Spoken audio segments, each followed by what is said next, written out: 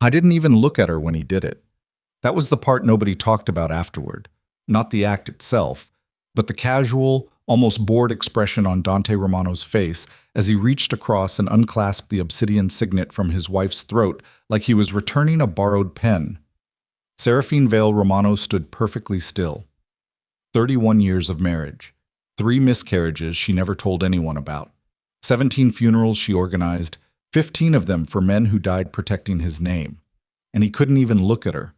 He turned to Celeste Arden instead, perfume that cost more than most people's cars, a dress cut to remove all doubt, and placed the signet around her neck with something almost tender.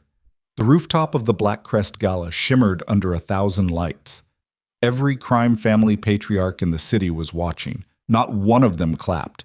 If you've ever had someone take something from you in front of a crowd and smile while doing it, something that was yours, something you bled for, then you already know what Seraphine felt standing there.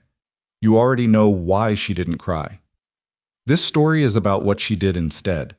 If this is the kind of storytelling that keeps you up at night, subscribe to this channel and hit the notification bell. You won't want to miss what comes next. And drop a like, then leave a comment with your city or country. I want to see how far this story travels before it's done. The Romano Syndicate's Black Crest Gala was not a party. It was a census. Once every year, on the second Saturday of October, every family with enough weight in the city's underworld received an invitation printed on black cardstock with no return address. Attendance wasn't required. It was simply understood that your absence communicated something, and that whatever it communicated, you had better be prepared to live with the consequences. 22 families had received invitations this year. 22 families attended. Seraphine had organized every detail herself. The florals, the security rotations, the seating arrangement that kept the Volkov representatives far enough from the Marchetti cousins to avoid the kind of incident that had ruined the 2019 gathering. She had done this for 12 consecutive years, ever since Dante's mother, Vittoria, had handed her the event portfolio and said, without ceremony, "The gala doesn't just feed people. It reminds them who they belong to. Don't embarrass us." Vittoria Romano had been dead for 6 years. Seraphine still heard her voice in rooms like this one. She was standing near the East Terrace when she noticed Dante's posture change. It was a small thing. His shoulders dropped a quarter inch, the way they did when he'd made a decision he wasn't going to discuss beforehand. Seraphine had learned to read that particular shift the way sailors read watercolor. It meant something was coming that she wasn't going to like. She thought it might be about the Ferrara accounts. There had been tension all week over tribute schedules and a disputed territory near the northern docks. She mentally began composing the diplomatic language she'd need to smooth it over. She was not prepared for what actually happened. Dante raised one hand and the string quartet stopped mid-phrase. The conversations died in sequence, table by table, like candles being pinched out. He was good at silences. He'd always been good at silences. And he held this one for a full 5 seconds before he spoke. "I want to thank everyone for being here tonight," he said. His voice carried without effort. It always had. 23 years ago, this gala was a dinner for 12 people in my father's basement. Tonight we fill a rooftop. That means something. Polite acknowledgement from the assembled dons. A few raised glasses. "But empires need more than memory," Dante continued. "They need to evolve." Seraphine felt the first cold thread of wrongness move through her chest. She couldn't have explained why. The words were bland enough. It was the texture of them. The way he wasn't looking anywhere in particular. The way Celeste Arden had materialized at the edge of her peripheral vision, wearing an expression of studied nonchalance that wasn't quite convincing. Seraphine had known about Celeste for 14 months. She hadn't confronted it directly. In this world, confronting it directly was a kind of weakness, and weakness was currency you spent only once. She had been waiting, watching, cataloging. She believed, with the particular patience of a woman who had spent 3 decades learning the difference between power and its performance, that the situation would clarify itself. It clarified itself now. Dante crossed the rooftop toward her, and the crowd parted without being asked, and she understood in the space between one heartbeat and the next exactly what was about to happen. Her body understood before her mind did. Her hands went still at her sides. "Seraphine," he said. His eyes finally met hers. And that was almost worse than if they hadn't, because there was nothing apologetic in them. Nothing uncertain, just the flat certainty of a man who had already decided and simply needed the formality of execution. You have served this family with distinction. Served, past tense. The obsidian signet has been the symbol of Romano authority since before either of us were born. He reached up. And she did not flinch. She would not give anyone in that room the satisfaction of watching her flinch. And his fingers found the clasp at the back of her neck. The chain was warm from her skin. She had worn it for 27 years since the night of their engagement, when his grandmother had pressed it into her hands and whispered that it was the only thing in the family worth more than the name itself. The weight of it left her throat. And then it was around Celeste Arden's neck, and Dante was stepping back, and the silence that followed was the loudest thing Seraphine had ever heard. She looked out at the assembled families, 22 patriarchs, their underbosses, their most trusted lieutenants, men who had ordered executions over lesser slights, men who kept score across generations. Donaldo Marchetti, 81 years old and still sharp enough to run 3 ports in a court system, was looking at the tablecloth. Don Victor Volkov, who had once shot a man for interrupting him mid-sentence, was examining his ring. Don Ezra Fontaine, who controlled half the city's pharmaceutical supply chain and had never been photographed in public in 20 years, had turned very slightly away from the scene, a gesture so subtle that most people in the room would have missed it. Seraphine did not miss it. No one applauded. No one offered congratulations. No one looked at Celeste Arden with anything resembling acknowledgement. Dante did not notice, or if he noticed, he read it as jealousy, as resentment, as the predictable small-mindedness of men who couldn't accept evolution when they saw it. He raised his glass. A few of his younger lieutenants, men who owed him everything and understood only the arithmetic of personal loyalty, raised theirs in response. The rest of the room waited. Seraphine picked up her evening bag from the table where she'd set it 3 hours earlier when she arrived. She straightened her posture, which didn't need straightening. She nodded once to the room.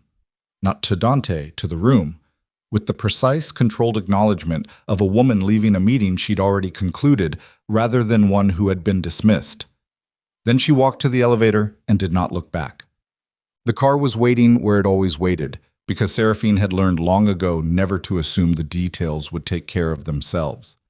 Marco, who had driven for the Romano family for 16 years, and for Seraphine specifically for 9, opened the door without expression. He had spent enough time around this family to understand that expression was a liability. They drove for 11 minutes before either of them spoke. "The estate?" Marco asked. "Not tonight," Seraphine said. Marco nodded and adjusted the route. He didn't ask where. She hadn't decided yet, and he understood that too. She sat with her hands folded in her lap and watched the city move past the window and did not cry. This was not strength, exactly, or not only strength. It was the particular discipline of a woman who had learned very early in her marriage to Dante Romano that grief had to be scheduled, that you could not afford to feel things in real time when the people around you were always watching for the moment you went soft. She had cried exactly once in front of Dante. The second miscarriage, 11 weeks in. She had been 34 years old, and she had sat on the bathroom floor of their estate and wept in a way she hadn't done since childhood, and he had stood in the doorway and said, "Eventually, these things happen," and gone back to his office. She never cried in front of him again. The evening bag had one item in it besides her phone and her cards, a leather journal, small and worn, its cover dark with age and handling. Her grandfather, Emilio Valle, had given it to her 3 years before his death, when she was 26 and newly married into a family whose architecture she was only beginning to understand. He had placed it in her hands with the gravity of a man handing over something irreplaceable and said, "You won't understand all of this yet. Keep it anyway. Keep it close. There will come a time when it's the only thing that matters." She had thought, at 26, that he was being sentimental. Old men often were. She did not think that anymore. She opened the journal now, in the dark of the moving car, and turned to a page she'd read so many times she could have recited it. The handwriting was her grandfather's, dense and meticulous, the penmanship of a man who had grown up when handwriting still meant something. The page detailed a financial routing system across 7 institutions in 4 countries, each linked by a code sequence that changed on a rotating schedule only. Seraphine knew. She took out her phone and sent 3 text messages. The first was to a number saved under a woman's name that had never belonged to a woman. It contained 4 words. The weather has changed. The second was to a number with no name at all, saved as a string of digits she had memorized 5 years ago and never written down. It contained a single number, 48. The third was to an attorney in Geneva who had been retained by her grandfather's estate and who had been waiting, with the patience of a man paid very well to wait, for exactly this kind of instruction. She typed, "Initiate Protocol 7. Confirmation to follow by morning." She put this phone away. She looked out the window. The city looked exactly the same as it always had. That was the thing about earthquakes. The skyline didn't change. You only knew the ground had shifted when you tried to put weight on it. Dante Romano did not sleep well the night of the gala, though he would not have admitted it. He lay in the bedroom of the estate, the bedroom he had shared with Seraphine for 23 years, which now felt strange with its absence of her particular stillness, and watched the ceiling and told himself he felt liberated. That word kept surfacing, liberated. He tested it like a sore tooth, pressing on it to see if it held. It didn't, quite. Celeste slept beside him with the practiced ease of someone who had never carried the weight of actually running something, and he found himself irrationally irritated by how peacefully she slept. Seraphine had always been a light sleeper. She had always, in some unconscious way, remained partially alert, as if even in sleep she was monitoring something. He had found that exhausting once. Now its absence made the room feel unmanned. He told himself he was being sentimental. He was not a sentimental man.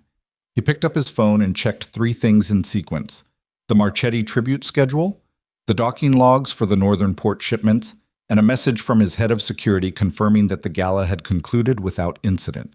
Everything appeared in order. He put the phone down and stared at the ceiling until almost 3 in the morning.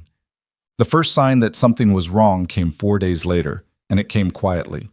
His financial operations director, a meticulous man named Forty who wore the same style of reading glasses he'd worn for 30 years and had never once been late with a report, appeared in Dante's office doorway with an expression that was trying very hard to be neutral and not quite managing it. "There's an issue with the Cayman routing," Forty said. Dante set down his coffee. "What kind of issue?" "The transfers scheduled for Thursday didn't process." Forty pushed his glasses up. "The system accepted the credentials. It just didn't move the money." "System error." "That's what I assumed, but the same thing happened with the Zurich account this morning and the Singapore corridor." A pause. "The system accepts the credentials. It just doesn't act on them." Dante was quiet for a moment, then, "Get Rena on the phone." Rena was his network security contractor, a former intelligence analyst who charged 3 times what anyone else in the city charged, and was worth twice that.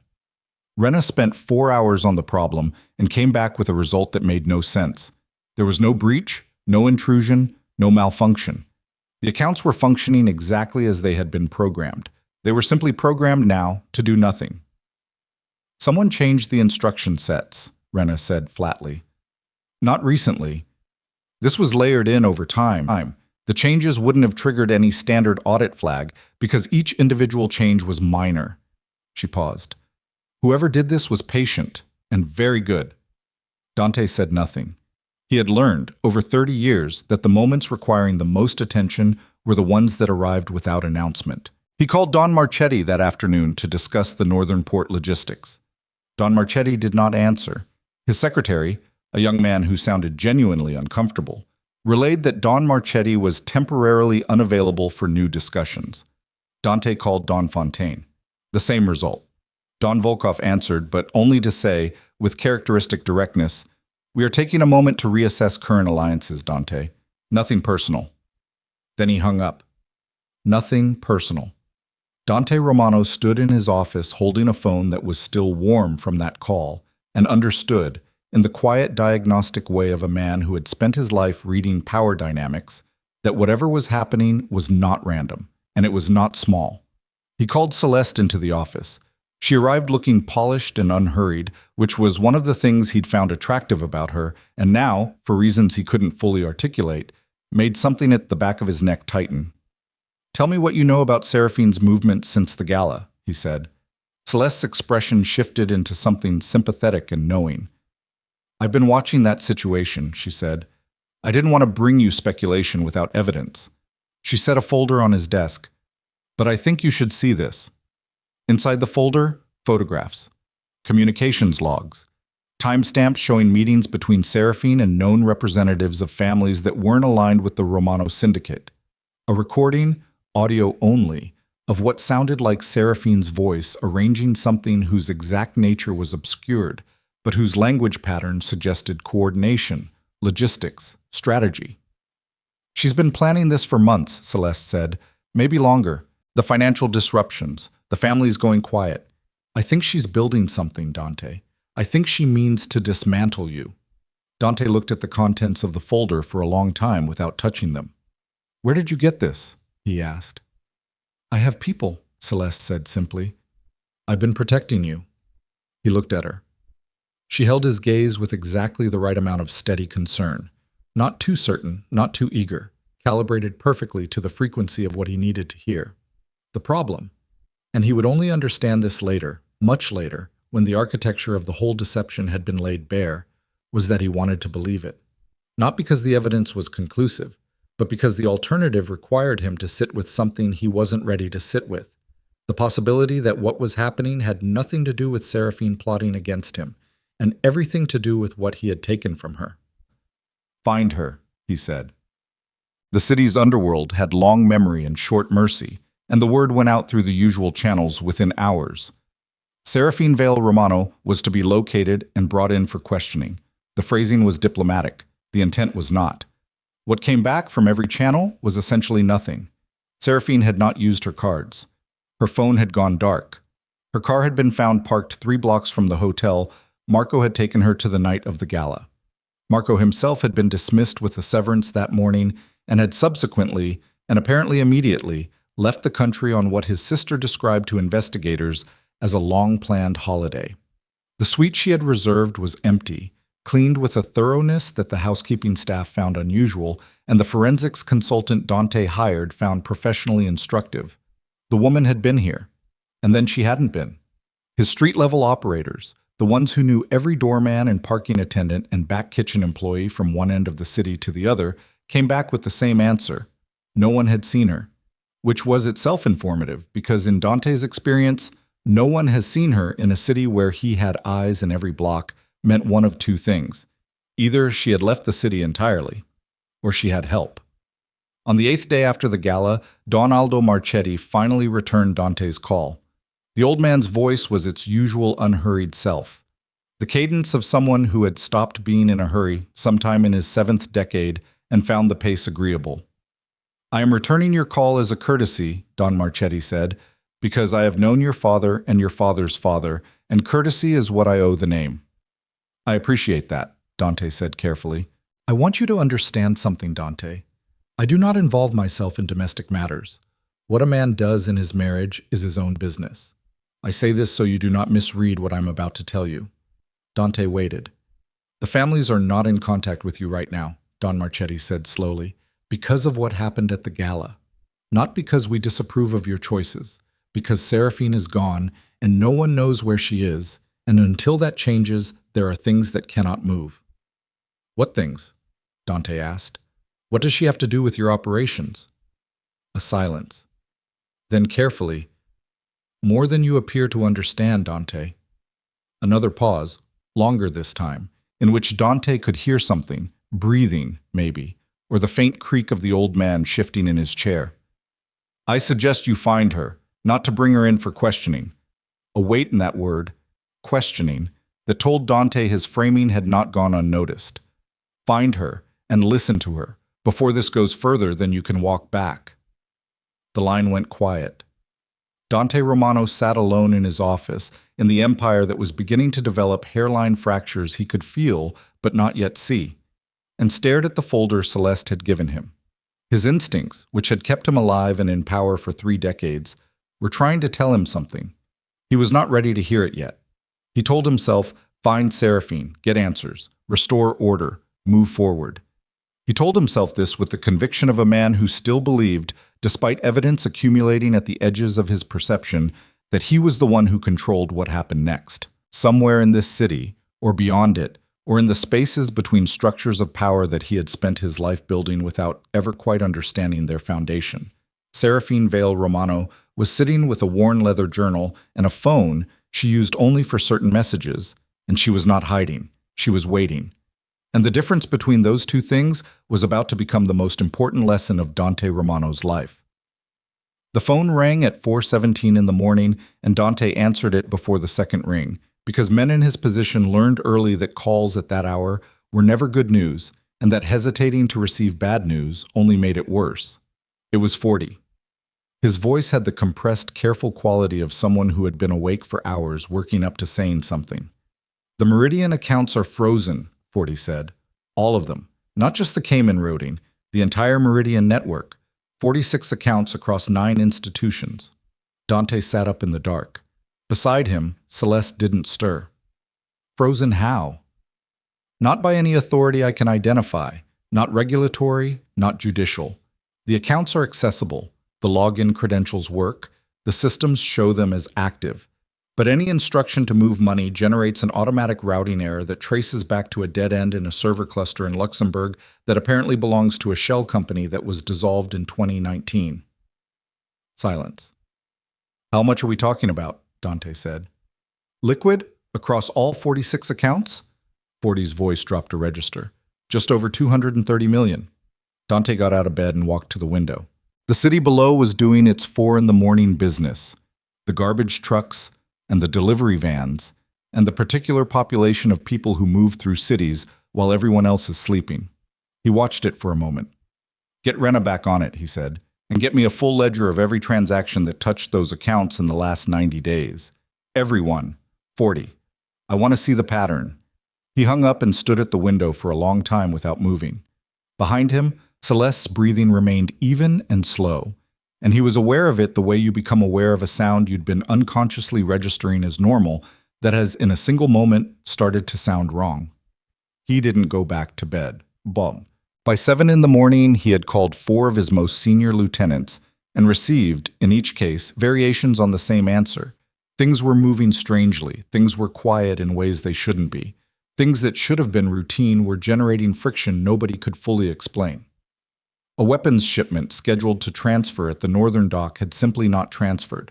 The cargo was there, the transport was there, the drivers were there, and nobody moved because nobody could produce authorization paperwork that had somehow been misrouted through a logistics system that Dante's operation had been using without incident for 6 years.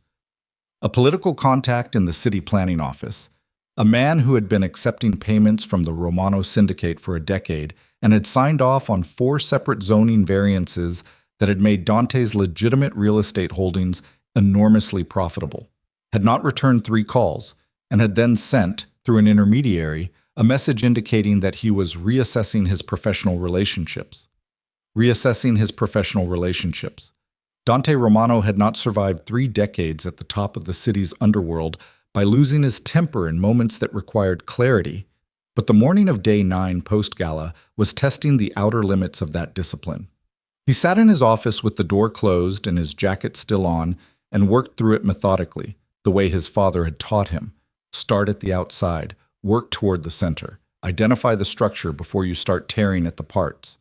The outside was clear enough: money frozen, logistics snarled, political contacts going dark, family patriarchs unreachable. The pattern was consistent. This was not random. It was coordinated, executed with a precision that required either institutional access to systems across multiple sectors or advanced preparation that went back significantly further than 9 days, which brought him to the center, which brought him to Serafine. He picked up Celeste's folder and went through it again, more slowly this time, looking not at what it told him, but at what it showed him about the person who compiled it. The photographs were clean, professional, taken with equipment better than what his own surveillance people used. The communications logs were formatted in a way he didn't recognize, using a timestamp convention he'd never seen in any of his own operations documentation. The audio recording had a background texture, a faint, consistent hiss that Rena had told him, when he'd asked her to analyze it yesterday, was consistent with a very specific type of noise suppression software used primarily in intelligence applications. He sat with that. Celeste had said, "I have people." He had not asked who those people were, because in the moment he'd been focused on the content of what she was presenting rather than its provenance, which was a mistake he recognized now with the unpleasant clarity of hindsight. He called her into the office. She arrived in 12 minutes, dressed already, composed. She had the quality, and he had admired it once. He admitted this to himself now with something complicated running under it, of a woman who was never caught off balance. Whatever room she walked into, she had already, in some sense, arranged it to her advantage before she arrived. "The folder you gave me," Dante said. He did not gesture at it. He watched her. "Who compiled it?" A beat, half a second, maybe less, but he caught it. "My security consultant," Celeste said. "I've used him for years, for personal security mostly, but he has broad capabilities." "Give me his name." "Dante, I don't see why—" "His name, Celeste." Another beat, longer this time. "Piers Vando. He's based out of Amsterdam. I can get you his contact." "Do that." Dante held her gaze. "Today." Celeste nodded, and her expression remained exactly as it had been, steady, concerned, with that particular texture of a woman supporting a man under pressure. And she turned and left, and Dante Romano watched the door close behind her and understood, with a certainty that was still more instinct than evidence, that the name she had just given him was either a dead end or a fiction. He picked up the phone and called the only man he trusted with something like this. Caruso had been with the Romano Syndicate since before Dante inherited it, had served Dante's father as his chief intelligence operative for 11 years, and had then, by some natural transfer of institutional knowledge, become indispensable to Dante in the same role. He was 63 years old, built like a man who had once been formidably strong and had redistributed rather than lost that mass over the decades. And he had the particular gift of moving through the world without leaving impressions. Most people who met him couldn't remember his face an hour later. He arrived at the office through the back entrance, which he always used, and sat without being invited and said nothing while Dante laid it out. The accounts, the logistics, the political contacts, the family silence, the folder.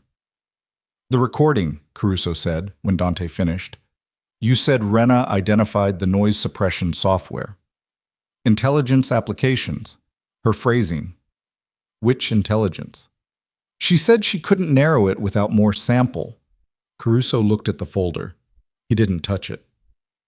"I've heard of Piers Vando," he said slowly. "The name exists.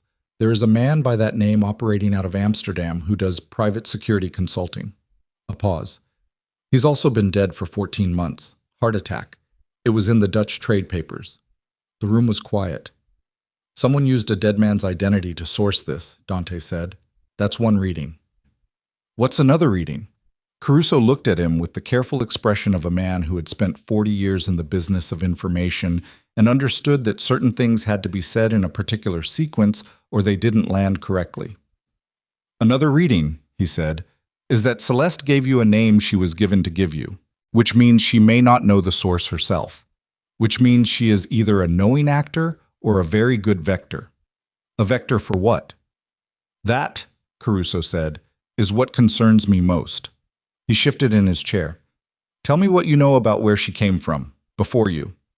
Dante started to answer and then stopped, because the honest response, the one that came to him unmodified before he had a chance to shape it into something more acceptable, was that he knew the surface. He knew the story she'd told him, which was that she was the daughter of a minor import family from the coast, had worked in international finance for several years, had crossed paths with him at a conference in Monaco 3 years ago, and had, gradually, become part of his life. He knew the story. He had never examined the story. "I'll need access to your records on her," Caruso said, "whatever you have, and I'll need Rena's raw data on the recording." "You think she's something other than what she says?" Caruso stood up. He was a man who gave his most significant statements while in motion, as if the movement somehow distributed the weight of them. "I think," he said, "that you have an empire bleeding from a dozen places simultaneously, that the bleeding started 4 days after the gala, and that the only person who arrived in your life recently enough to have set this up in advance is sleeping in your bed." He moved toward the door. "I'll need 48 hours. "You have 24, Dante said. Caruso nodded, which meant he'd expected 36 and would do it in 20 cha. Celeste found the tail on her by noon, She was experienced enough not to react, not to look back, not to alter her pace, not to do any of the things that amateurs did when they felt surveillance close in. She continued to a lunch reservation she'd made 2 days earlier at a restaurant in the financial district, ate without visible appetite, made 3 phone calls from the table that she'd been meaning to make anyway, and returned to the Romano estate by 2 in the afternoon. She sat in the room that had been designated as her office, Seraphine's former study, a detail she had not flagged, and thought through what the tale meant. Dante was suspicious.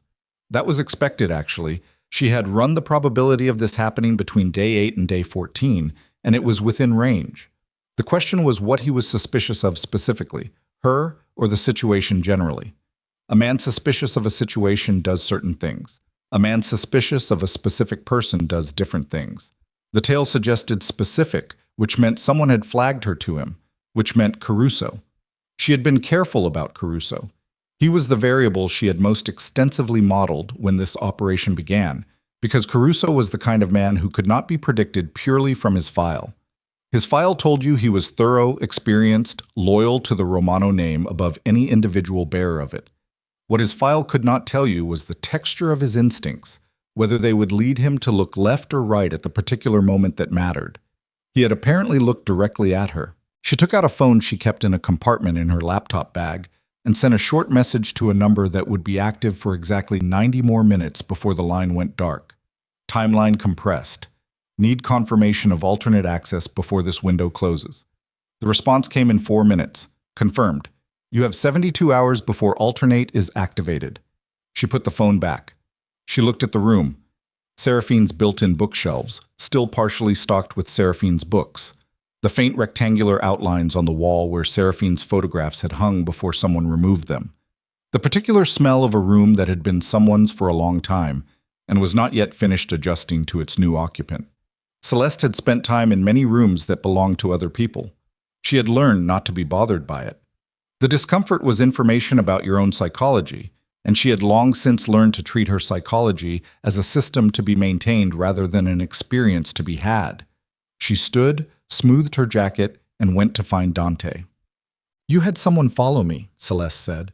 She didn't make it an accusation. She made it a statement of fact, delivered at a register that communicated she was not offended, merely noting it, the way you'd note a change in weather. Dante looked up from the papers on his desk. Did I?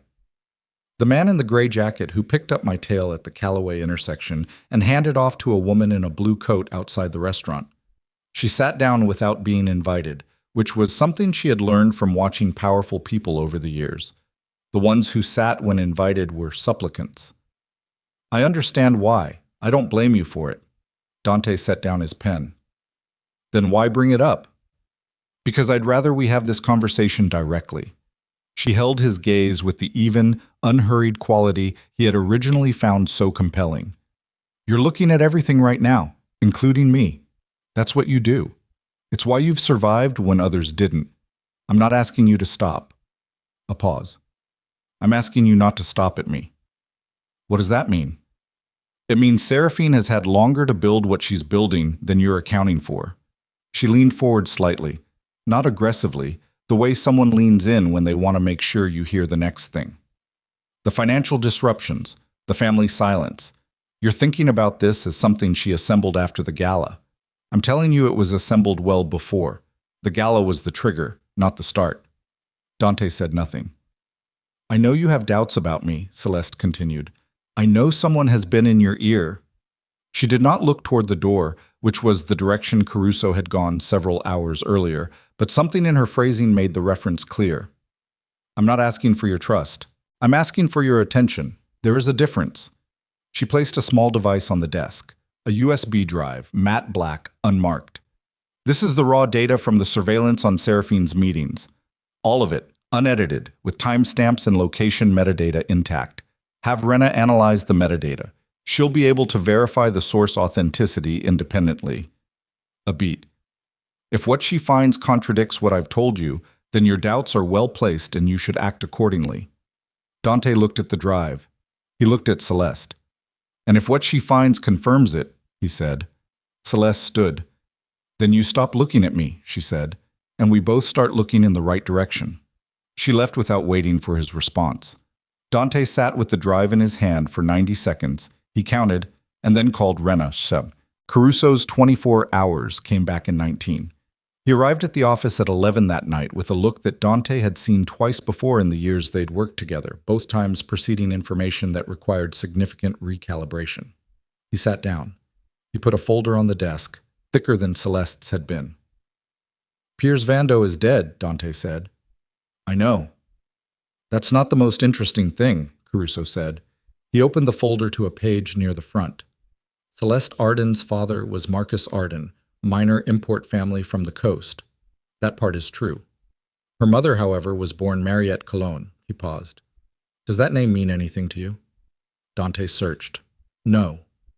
"It might not. She wasn't prominent, but her brother was." Caruso turned the page. Edouard Cologne ran the Cologne banking network out of Brussels through the mid-90s until the network was dismantled by a coordinated operation involving 4 crime families, including the Romano Syndicate under your father's leadership. He slid a photograph across the desk, an old photograph, the color slightly degraded, showing a heavy-set man in his 50s at what appeared to be a formal dinner. Edouard Cologne lost everything in that operation: his network, his assets, his freedom for 7 years. He died in prison in 2008.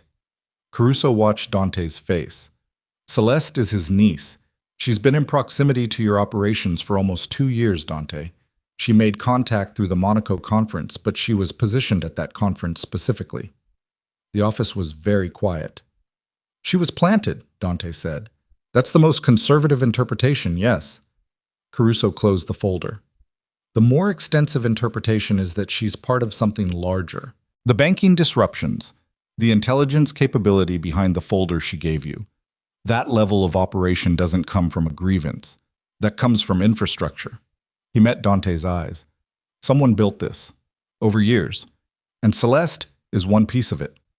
Dante felt something cold and very specific move through him. Not fear exactly, but its more functional cousin. The sharp, clarifying recognition that the situation was larger and older and more organized than he had understood, and that he had spent the last 9 days focused on the wrong threat. "What about Seraphine?" he said. His voice was level. He made it level. Caruso was quiet for a moment. "That's where I have to be careful," he said, "because what I found on Seraphine doesn't fit the narrative we've been working from." He opened the folder to a different section. The meetings the folder identified, I cross-referenced them against her actual movements, using sources that have no connection to Celeste's information chain. 2 of the meetings didn't happen. The locations are real, but the timestamps are fabricated. A pause. The audio recording Celeste provided. Rena pulled the original metadata when you gave her the drive tonight. The recording was assembled. Seraphine's voice was sourced from prior recordings and reconstructed. It's sophisticated work, but it's constructed. Dante did not move. His hands were flat on the desk. His breathing was slow and deliberate, in the way that meant he was managing something that wanted very much to become rage. "The evidence against Seraphine is manufactured," he said. "Substantially, yes. And the empire bleeding, the accounts, the logistics, the families? The families aren't following Seraphine's orders to dismantle you," Caruso said carefully. "Based on what I'm seeing, the families have gone quiet because Seraphine disappeared and they don't know what it means. There's a difference." He paused. "But I can't yet tell you where Seraphine actually is, or what she's actually doing, or whether she's a passive actor in this or something else." He hesitated, which was unusual for him. "There are indications, I want to be precise about this, that there are things about Seraphine's position within the family structure that may not have been fully communicated to you." "What things?" "I need another 24 hours on that." Caruso. Dante. The old man's voice was even and direct and carried beneath its steadiness something that was almost gentle. "There are things I am finding that I need to verify before I say them to you, because once I say them, you won't be able to unhear them. Give me 24 hours to be sure before I give you something that changes everything." Dante looked at him for a long moment. 24 hours, he said. He did not sleep that night at all. He sat in the office until 3 in the morning going through every account ledger 40 could access, building in his own mind the architecture of what had been done to his financial network and when. Because Caruso was right about one thing. The sophistication of the disruption required advanced preparation, and the further back he traced it, the more his certainty about its origin shifted. It went back further than 14 months, which was how long Celeste had been in his life. It went back, by his best tracing of the earliest thread, almost 4 years. 4 years. He sat with that. Celeste had been positioned at Monaco 2 years ago. She had been in his orbit for 28 months at most. The disruption went back 4 years, which meant it predated Celeste, or meant that Celeste was one instrument in something larger than herself, brought in at a specific point in a longer timeline he didn't yet fully see. Or it meant something else entirely, something that kept surfacing in the corner of his thinking and that he kept pushing away because it required him to take seriously something he was not prepared to take seriously. At 3:15, he picked up the phone and called a number he had to look up, because he'd had it once in his regular contacts and removed it and written it down on paper instead, which was the kind of thing you did when you wanted to be able to say, to yourself if to no one else, that you hadn't kept it close. The line rang 4 times and then went to voicemail. A generic message, no name, and Dante hung up without speaking. He sat for a few more minutes. Then he walked to the window and looked at the city. At 5:40 the following morning, Don Aldo Marchetti suffered what his household staff would later describe as a minor cardiac episode. Not serious, his physician was reassuring, but enough to require rest and to justify, as it happened, a temporary withdrawal from all professional obligations. By 8, word had traveled through the appropriate channels. By 9, Dante's office received a formal message from the Marchetti family's attorney indicating that Don Marchetti was temporarily delegating all syndicate-relevant decisions to his eldest son, Nico Marchetti, 29 years old, untested, known primarily for an expensive taste in watches and a temperament that his own father had once described as impatient. Dante read the message twice. Don Marchetti did not have cardiac episodes. The man had the cardiovascular profile, as he had once mentioned in Dante's presence with a kind of grim satisfaction, of a man 20 years younger. He swam every morning. He ate like a man who had decided, at 50, to spite the actuarial tables. "This is maneuvering," Dante said to Caruso, who had arrived early that morning looking like he'd slept 4 hours and found the experience insufficient. "Agreed," Caruso said. "The question is who's maneuvering? Marchetti pulling back before something lands, protecting himself from the blast radius. Maybe." Caruso set down his coffee. Or Marchetti getting himself into a position where he can observe without being seen to observe. A pause. "There's a third possibility." Dante waited. "Marchetti knows something is about to happen," Caruso said, "that you don't know yet, and he stepped back so that when it does, he's not standing next to you when it lands." The room held that for a moment. Dante's phone buzzed on the desk. He looked at the screen. An unknown number. A format he didn't recognize, international prefix he couldn't immediately place. He answered, silence on the line. Then a woman's voice, very clear, very unhurried. "Dante." Not a question. He felt something go still in his chest. "Where are you?" "That's not important right now." Seraphine's voice had the same quality it always had. Not cold exactly, but without excess. Precise. The voice of a woman who had learned, decades ago, to say exactly what she meant without decoration. "I'm calling because something is about to happen that you need to understand before it does. And I'm choosing to tell you rather than let you find out on your own because..." A pause. And in that pause he heard something he hadn't expected, something that cost her, because 31 years accounts for something, even now. "Seraphine, listen to me," she said. And her voice was not raised, but it had a quality that stopped him the way it had always stopped him, even in the worst years, even when they had both been too exhausted and too armored to reach each other. A quality of absolute seriousness, the kind that meant what came next mattered. "What is coming for your operation is not me. It never was me. The woman you've been sharing a bed with was not placed in your life by accident, and the organization behind her is one your father helped create enemies of a long time ago. And those enemies have been patient in a way that should terrify you." Caruso already found the Cologne connection, Dante said. "The Cologne connection is the part they wanted found," Seraphine said. "It's one layer. There are others. A sound. Movement, maybe, or something in the background of wherever she was. The families are not in contact with you because of what you did at the gala. That's part of it, but it's not all of it. There are things about my family's relationship with the founding structures of this syndicate that you were never told and that I was told in confidence. And those things have been the actual foundation of your operation's stability for longer than you know. She paused. The families are waiting to see what I'm going to do. Because there are structures in place, legal, financial, relational, that only operate with my active participation. And those structures are what's actually keeping your empire from collapsing right now. Not your accounts, not your logistics, not your political contacts. The silence stretched for 1 second, 2 seconds. Me. Dante held the phone and looked out at the city and said nothing because there was nothing he could yet say that would be adequate. I'm not telling you this to negotiate, Seraphine continued. I'm not telling you this to make you beg or to leverage what you did. I'm telling you because there are people who have spent years engineering your destruction, and they are nearly finished, and if they succeed, it's not just the Romano Syndicate that falls. It's every family in that alliance. A breath. The first one he could hear, the first indication that this conversation was costing her something. Whatever is between us, I will not let that happen. But you need to stop looking for me and start looking at what's already inside your walls. Celeste, Dante said.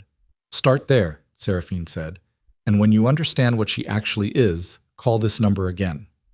The line went dead. Dante set the phone down on the desk. He looked at Caruso, who had been sitting across from him with the careful stillness of a man who had caught the shape of the conversation without hearing the other side.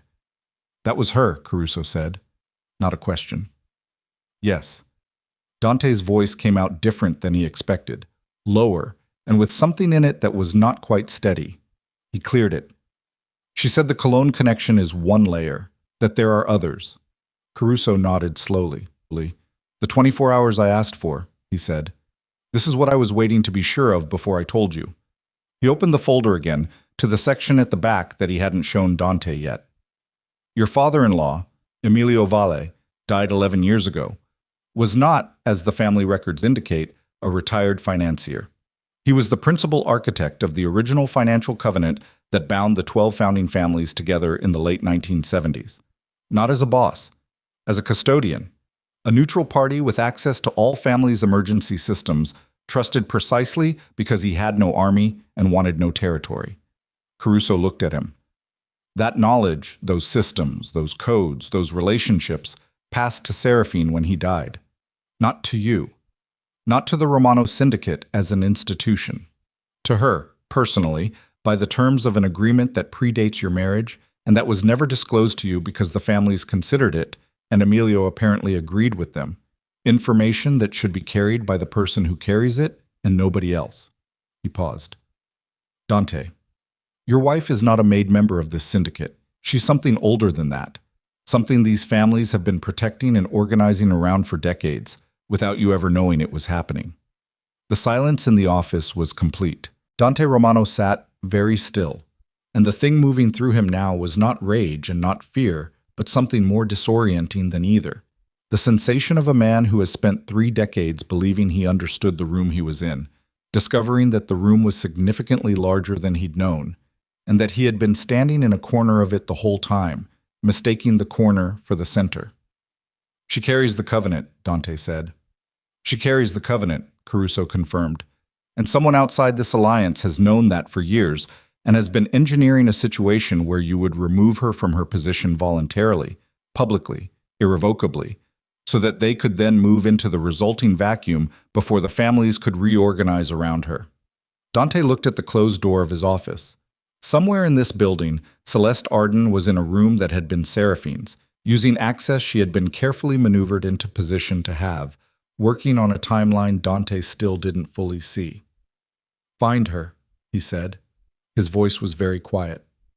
Not Seraphine. Celeste. Find her and bring her to me and make sure she doesn't make a call or send a message between now and the time she's sitting in that chair. He pointed at the chair across from his desk. And Caruso. He waited until the old man looked at him. Whatever she's been accessing in this building, I need to know what she's touched. Caruso stood. Already working on it, he said, and left. Dante picked up the phone and dialed the number Seraphine had called from. It rang once and went to silence. Not voicemail, just silence, the particular silence of a line that had already been moved. He set the phone down and sat alone in the room where he had run his empire for 2 decades, surrounded by evidence of everything he'd built and everything he'd misread, and the particular weight of a man who is beginning to understand that the most consequential mistake of his life was one he'd made in front of witnesses, under lights, with a smile on his face. They found Celeste in Seraphine's former study at 11:40 that morning, and the finding itself told Dante something he filed away without comment. She had not tried to run. That was deliberate. He understood it as deliberate the moment Caruso's man opened the door and she looked up from the desk. Seraphine's desk, the one with the small brass inkwell that Seraphine had kept for reasons Dante had never asked about, and now, obscurely, wished he had, with the expression of a woman who had been expecting this and had spent the intervening time deciding how to receive it. "Dante," she said, "the same register as always. Even. Unhurried." "Come to my office," he said. She closed the laptop she'd been working on, and one of Caruso's men was beside her before the lid fully shut, taking it from the desk without asking, and she stood and straightened her jacket and walked ahead of Dante down the corridor with the bearing of a woman attending a scheduled appointment rather than one being escorted under implied threat. That, too, was information. He did not sit behind his desk when they got there. He sat in one of the side chairs instead, which put them on the same level, which was a technique his father had taught him. The desk is authority, but the chair beside the person is proximity, and proximity is pressure. Celeste took the seat across from him without being directed to it. Caruso stood near the door. He had one hand in his jacket pocket. His expression was the one Dante thought of privately as the clock face, visible, functional, revealing nothing of its mechanism. "Edouard Cologne," Dante said. Something moved in Celeste's eyes, fast, contained, a brief recalibration. "You found that." "Your mother's uncle, Cologne Banking Network, the operation my father ran in concert with 4 other families that dismantled it." Dante kept his voice level, not cold, which was more disorienting. Cold you could brace against. Level meant the person speaking it had already moved past the emotional portion of what was happening. "He died in prison." "He did," Celeste said. She did not deny it, did not explain it, sat with it. "You've been in proximity to this operation for over 2 years, Dante said. Positioned. The Monaco conference was not coincidence." Celeste looked at him for a moment. Then, "No," she said. "It wasn't." The room absorbed that. Caruso moved, slightly. Not forward, just a shift of weight, the adjustment of a man recalibrating his read of how this was going to go. "Then tell me what it was," Dante said. And here was the thing that Dante had not anticipated and that reconfigured everything that followed. Celeste told him. Not everything. He would understand that later. But enough. And she told him with a directness that initially he mistook for cooperation, and then incrementally began to understand was something else. Confession as control. The architecture of what she chose to say and what she didn't, assembled in real time in that room, was itself a document of how she thought. "I was recruited," she said, 7 years ago. Not by a person exactly, by a structure. A consortium of interests that had been organizing around a single objective for a long time. She paused. The objective was the Romano Syndicate, not to rob it, to dismantle it. She held Dante's gaze. "Your father made enemies. Significant ones. The Cologne network was one, but it wasn't the only one, and the families your father harmed didn't share the Romano appetite for settling things quickly with force. They preferred patience." "What consortium?" Dante said. "They don't have a name you'd recognize. They don't operate under a name at all. They are a collection of interests, some financial, some political, some family-based, unified by one grievance and one objective." "How many people?" A slight hesitation. "The operational structure has 11 core members. The broader network of people who benefit from the objective without actively participating is larger." Dante looked at her. "And your role?" "What it appeared to be," Celeste said. "Access. Proximity. I was positioned to get close enough to understand the internal architecture, the financial systems, the family relationships, the decision-making chains, and to identify and exploit the points of structural vulnerability." She paused. "You were not the vulnerability, Dante. I want to be clear about that. He waited. Your marriage was the vulnerability, she said. Specifically, what your wife carries. The consortium understood, through sources I was not fully briefed on, that the Romano Syndicate's actual stability rested on a covenant structure that ran through Seraphine rather than through you. The objective was to create a rupture between you and Seraphine that was public, irreversible, and that would cause the families to go into protective holding while the consortium moved into the financial vacuum. She looked at her hands briefly, then back at him. A gesture he'd seen her make before, her tell, the one she thought she'd eliminated. The gala was the target event. The affair was the mechanism. My job was to make you want what you wanted, and then to make the moment happen in front of the right audience. Dante said nothing for a very long time. The obsidian signet, he said finally. The consortium knew its symbolic weight to the families. They also knew something you apparently didn't. A beat. That the family's respect for it was not actually about the object. It was about who wore it and what that person represented. Taking it from Seraphine publicly didn't transfer power. It just made you look like a man who didn't understand what power actually was. The room was so quiet that Dante could hear the ventilation system. He stood up. He walked to the window. He stood there with his back to the room, and his hands were loose at his sides. And his breathing was the slow, deliberate breathing of a man maintaining something with significant effort. The financial disruptions, he said. That's the consortium. Yes. The accounts frozen, the logistics snarled. The consortium has had access to your financial architecture for approximately 3 years. The access was layered in incrementally. The disruptions in the last 10 days are the activation of capability that was installed long before I came into your life. A pause. I want to be precise about this. I did not install it. I provided intelligence that helped them map the architecture. The technical execution was someone else. Who? Silence. Celeste. His voice was still level. The level was beginning to crack at its edges, like ice that looks solid until you find the line running through it. Who? I don't know their name, she said. I was genuinely not given that. The consortium operates in cells. I know my cell and I know the objective. The technical operation is a separate cell. Dante turned from the window. He looked at her with an expression that she held without looking away, and the holding of it cost her something. Visible, finally, a small thinning around the mouth that meant she was not as composed as she appeared. What are they going to do next? Dante said. And here was where Celeste stopped. Not dramatically, not with a show of resistance.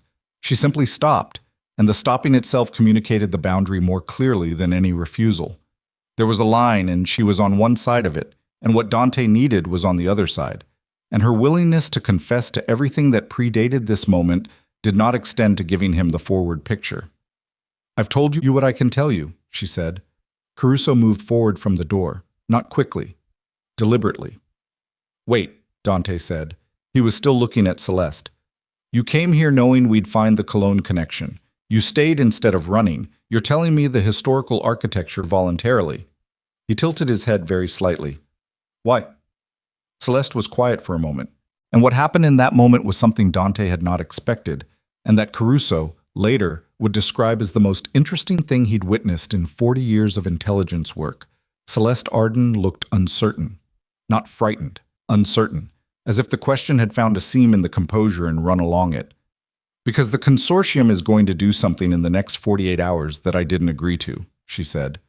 When I was recruited, the objective was financial dismantling, assets, networks, the covenant structure neutralized. She paused. What they are planning now is not that. What is it? Dante said. They're going to kill Seraphine, Celeste said, and frame what's left of your organization for it. The silence lasted 4 seconds. Dante counted. Then he was moving, not toward Celeste, toward his desk, toward the phone. And Caruso was already ahead of him, already reaching for his own phone, and the ordered quiet of the room broke apart into the specific, purposeful, controlled chaos of people who have been trained to move fast in exactly this kind of moment. Where is she? Dante said.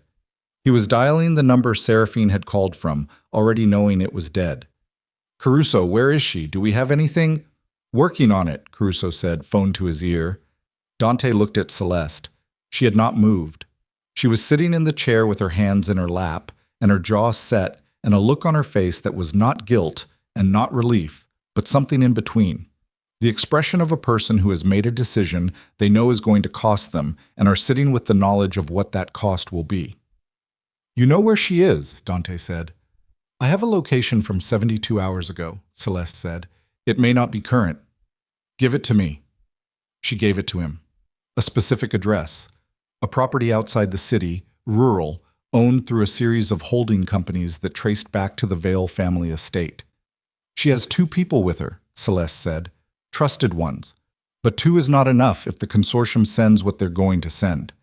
Dante wrote down the address and handed it to Caruso, who took it and left the room at a pace that was not quite running but was faster than walking, speaking into his phone.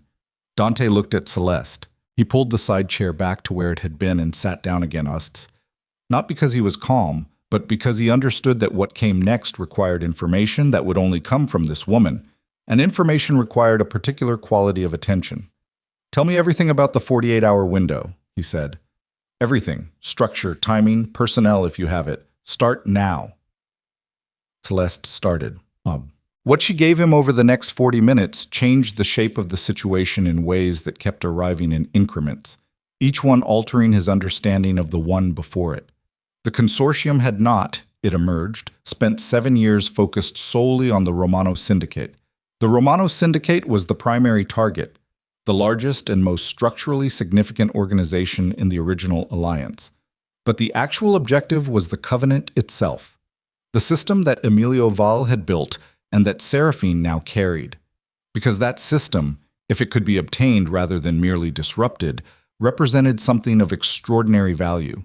A pre-existing network of trust relationships, encrypted financial infrastructure, and succession mechanisms spanning 12 families across 4 decades, all of it currently accessible only through one person. "They don't just want to destroy it," Dante said. "They want to take it," Celeste said. "Seraphine dead, you discredited. The Covenant structure appearing to collapse. And then someone moves in with a competing framework and offers the families a new architecture at the moment they most need stability." She paused. "The families would resist at first, but if the vacuum is deep enough and long enough, eventually people accept structure from whoever's offering it. That's how your grandfather built this alliance in the first place." Dante absorbed that. "And the person who moves in with the competing framework, I don't know who it is," Celeste said. "I was told it was handled by the consortium's political cell. I have no access to that information." She met his gaze. "That is a true statement, Dante. I know what I know, and I'm telling you all of it." "Why?" he said, again, because the why mattered more than it had the first time. She looked at him with a steadiness that had something different in it now. Not the performed steadiness of the last 2 years, but something rawer and less managed. "Because I understood what I was recruited to do," she said. "Infiltration, intelligence, manipulation. I agreed to those. I agreed to the financial disruption." A pause.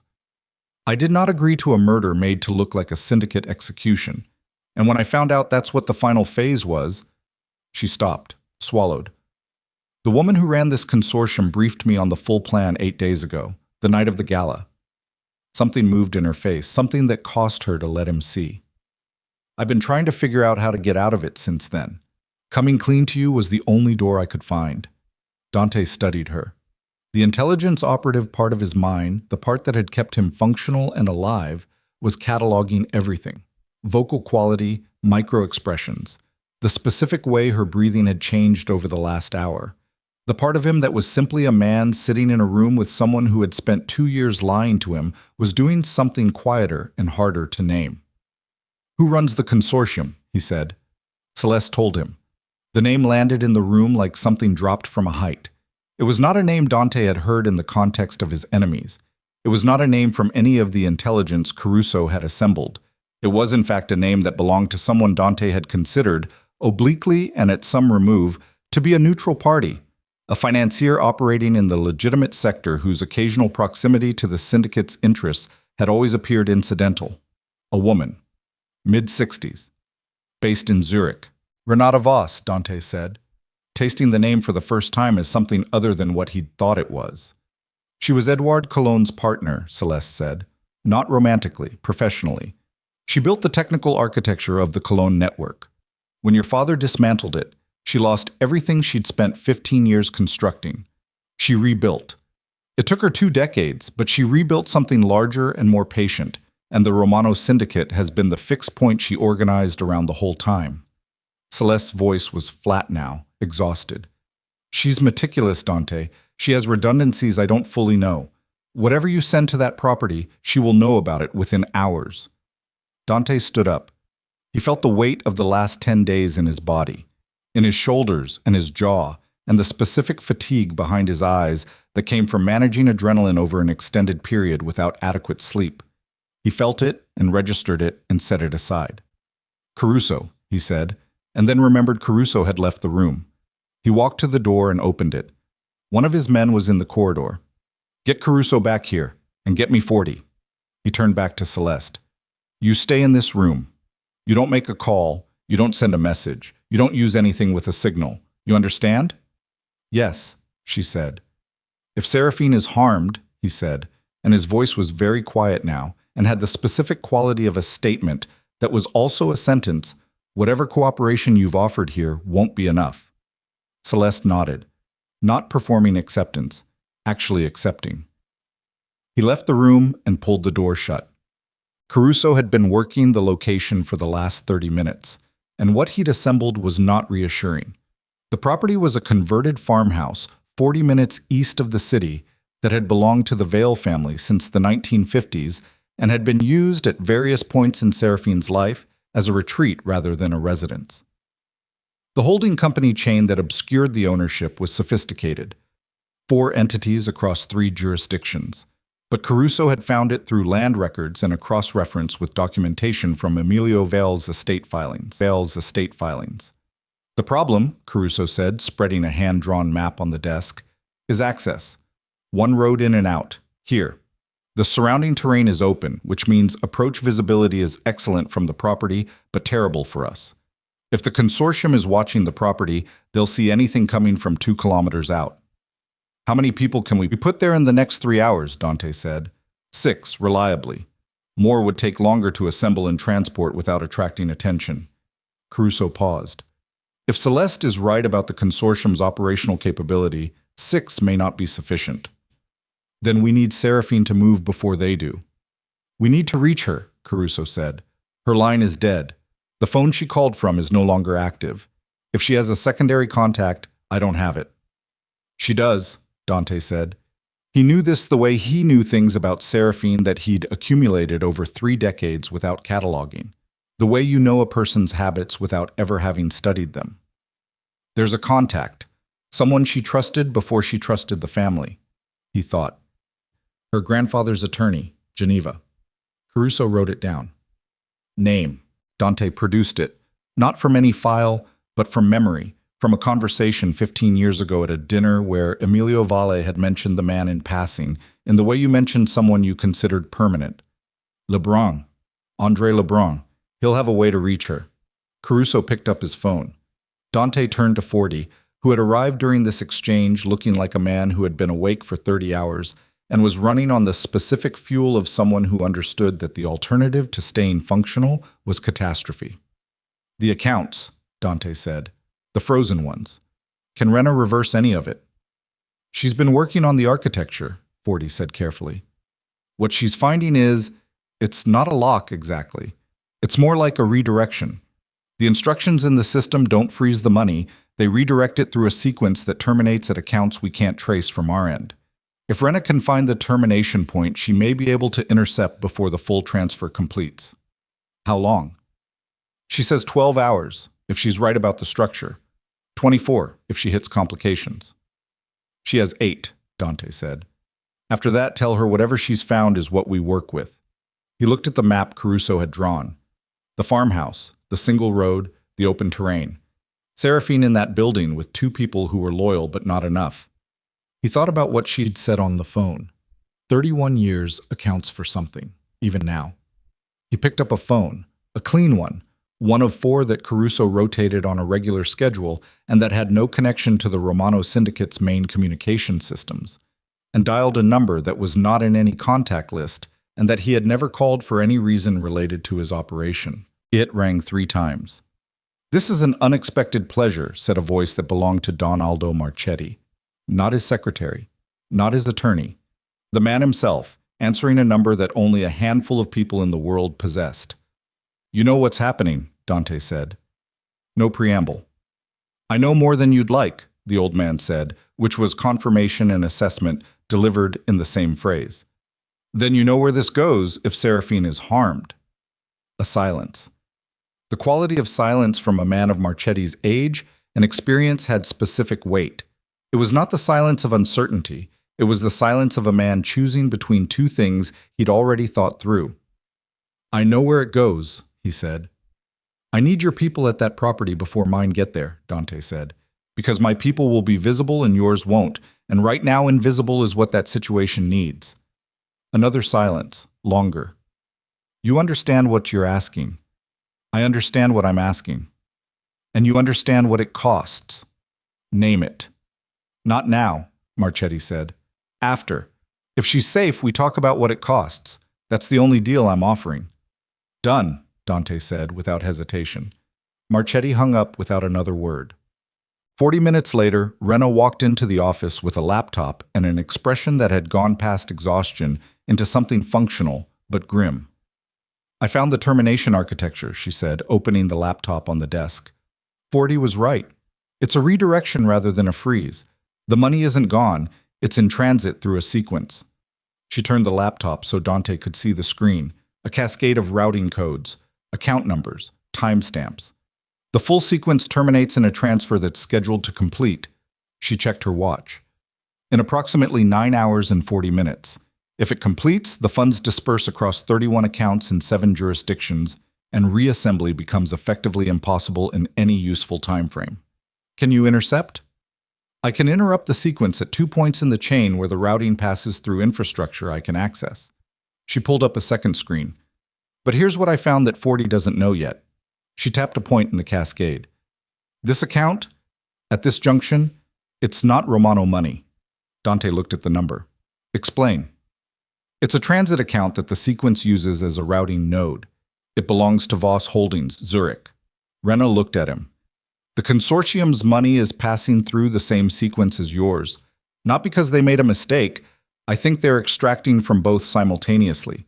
Your accounts and their own liquid reserves moving together through the same chain to avoid triggering separate detection flags." She paused. "If I interrupt the sequence, I interrupt both. Your money stops, and so does theirs." Dante said nothing for a moment. "How much is theirs?" At this junction, based on the flow volume, Rena ran a calculation. Approximately 68 million, in addition to what they're taking from the Romano accounts. Dante looked at the screen. He thought about Renata Voss in Zurich, who had spent 20 years rebuilding something and was 9 hours and 40 minutes away from the largest single transfer of her patient, meticulous, long-held objective. "Interrupt it," he said. "If I do that, she'll know immediately. Whatever she's doing in the next 48 hours, she'll know the financial operation has been compromised, and she may accelerate the other elements." Rena held his gaze. "Including whatever she has planned for the property." "I know," Dante said. "Do it anyway, and flag me the moment the interruption is confirmed." Rena nodded and sat down at the desk with her laptop and began working with the focused, narrow intensity of someone who was operating at the outer limit of their capabilities. Dante walked back to the window. The city below was doing its afternoon business, indifferent, continuous, moving in the patterns of a place that would continue regardless of what happened inside this building. His phone buzzed, Caruso's name on the screen. "LeBron reached her," Caruso said before Dante could speak. "She's aware. She's moving." A pause. "Dante. She already knew. She said she'd been monitoring the consortium's communication patterns for the last 6 hours, and she had an indication that the timeline was compressing." Another pause. Waited. "She said to tell you she needs something from you, not people, not coverage." The pause stretched. "She said she needs you to call a meeting of the 12 families, all of them, simultaneously, tonight. She said she'll come to it." Dante absorbed that. "She wants to come out in the open when the consortium is moving. She said..." Caruso paused again, and in the pause Dante could hear the old man choosing words. She said the only way to close this is to give the families what they've been waiting for. Not safety, not promises. Her, in the room, with the journal, and you standing next to her, not opposite her. The weight of that landed in the center of the office, and Dante stood with it, standing next to her. Not opposite. He thought about the gala, the rooftop, the way nobody clapped, the way Don Marchetti had looked at the tablecloth, the way the silence had sounded, and how he had read it as jealousy and had been wrong in the most revealing possible way. Wrong not because he misread the room, but because he misread himself. What he knew, what he didn't know, what he'd built his understanding of power on. He thought about Celeste sitting in the study on the chair by the desk, telling him things that cost her, for reasons that were not simple and that he was not yet done understanding. He thought about Seraphine on the phone 3 nights ago, saying, 31 years accounts for something, even now. Set up the meeting, Dante said. Tonight, neutral ground. Use the Castillo room at the Meridian building. It's the only space large enough that isn't connected to any one family's territory. He paused. And Caruso. Call the families personally, not through their offices, through the private lines. Tell them Seraphine is coming. Caruso was quiet for a moment. That will bring them in, he said simply. That's why I'm saying it, Dante said. He hung up. He stood with the phone in his hand and looked at the map on the desk. The farmhouse, the single road, the open terrain, and felt the specific disorienting sensation of a man who has spent 30 years believing himself to be the axis around which everything rotates, discovering in the space of 10 days that the axis was somewhere else entirely, had always been somewhere else, and that what he'd experienced as weight-bearing was something different, not meaningless. He did not allow himself the theater of wholesale self-demolition. That was its own kind of vanity. He had built things. He had protected things.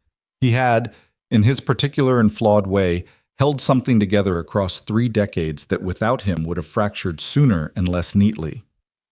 But the foundation, the actual foundation, he had been standing on it the whole time without knowing what it was made of or who carried it, and now someone was trying to take it, and they were 9 hours from a financial strike and 48 hours from something worse.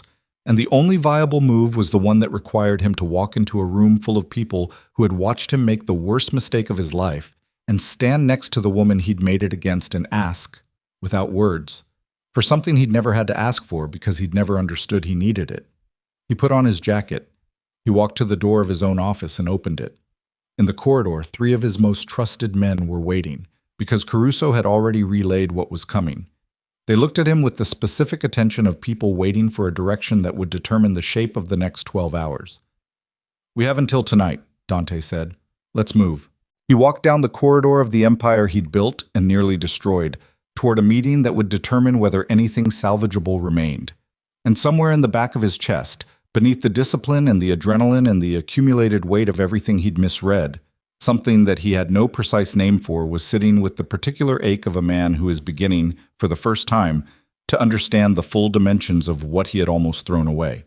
The Castillo room occupied the entire 43rd floor of the Meridian building, a space that had been designed for corporate summits and that the building's management rented, at extraordinary rates, to clients who required both discretion and the particular psychological advantage that came from conducting business above the city's skyline.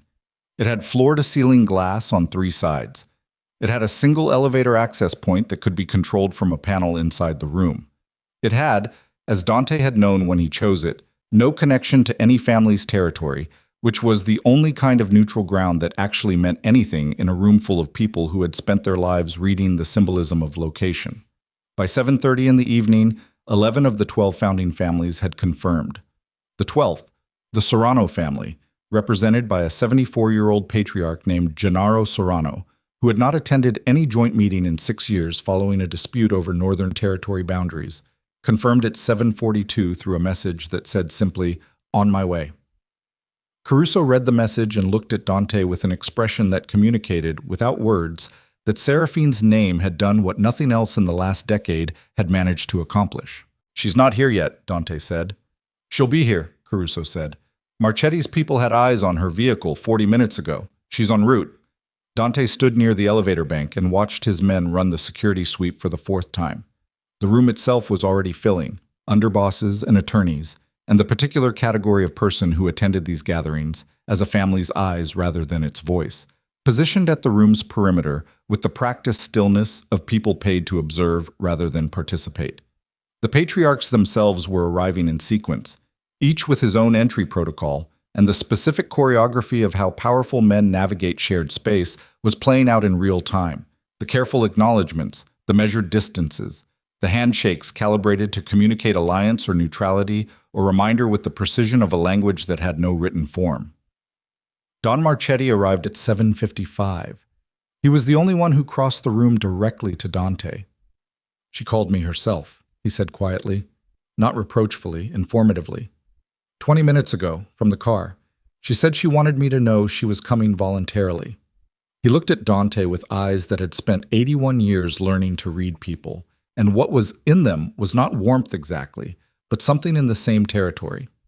"Whatever you understand now that you didn't understand before, remember it, not just tonight, after." He moved away before Dante could respond. At 8:03, the elevator opened. Seraphine walked in alone. No escort, no attorney, no demonstration of force or apparatus. She wore what she'd been wearing, apparently, since she left. Dark clothes, practical, the leather journal in her left hand, held without ceremony. The way you hold something you've carried so long, it has become an extension of the arm. Her face had the quality of someone who had slept intermittently and eaten functionally and had spent 10 days in a particular kind of sustained concentration that left its mark not in collapse, but in a sharpened, stripped-down quality, like a surface from which everything decorative had been removed. She looked at Dante across the room. He looked at her. Neither of them spoke. This was not the moment for speaking. They both understood that, with the specific mutual comprehension of two people who had spent 30 years learning each other's grammar. There was a sequence that had to happen first, and it required witnesses, and it would take the shape it took, and whatever came after was after. She crossed the room to the central table. She set the journal on the table in front of her chair. She sat down. The room took its seats. It was Don Ezra Fontaine who spoke first, which surprised Dante and, judging by the micro-movements around the table, surprised several others. Fontaine was the family patriarch most known for his silence. He had attended 20 years of these gatherings and had spoken, by Caruso's rough count, fewer than 200 words in total across all of them.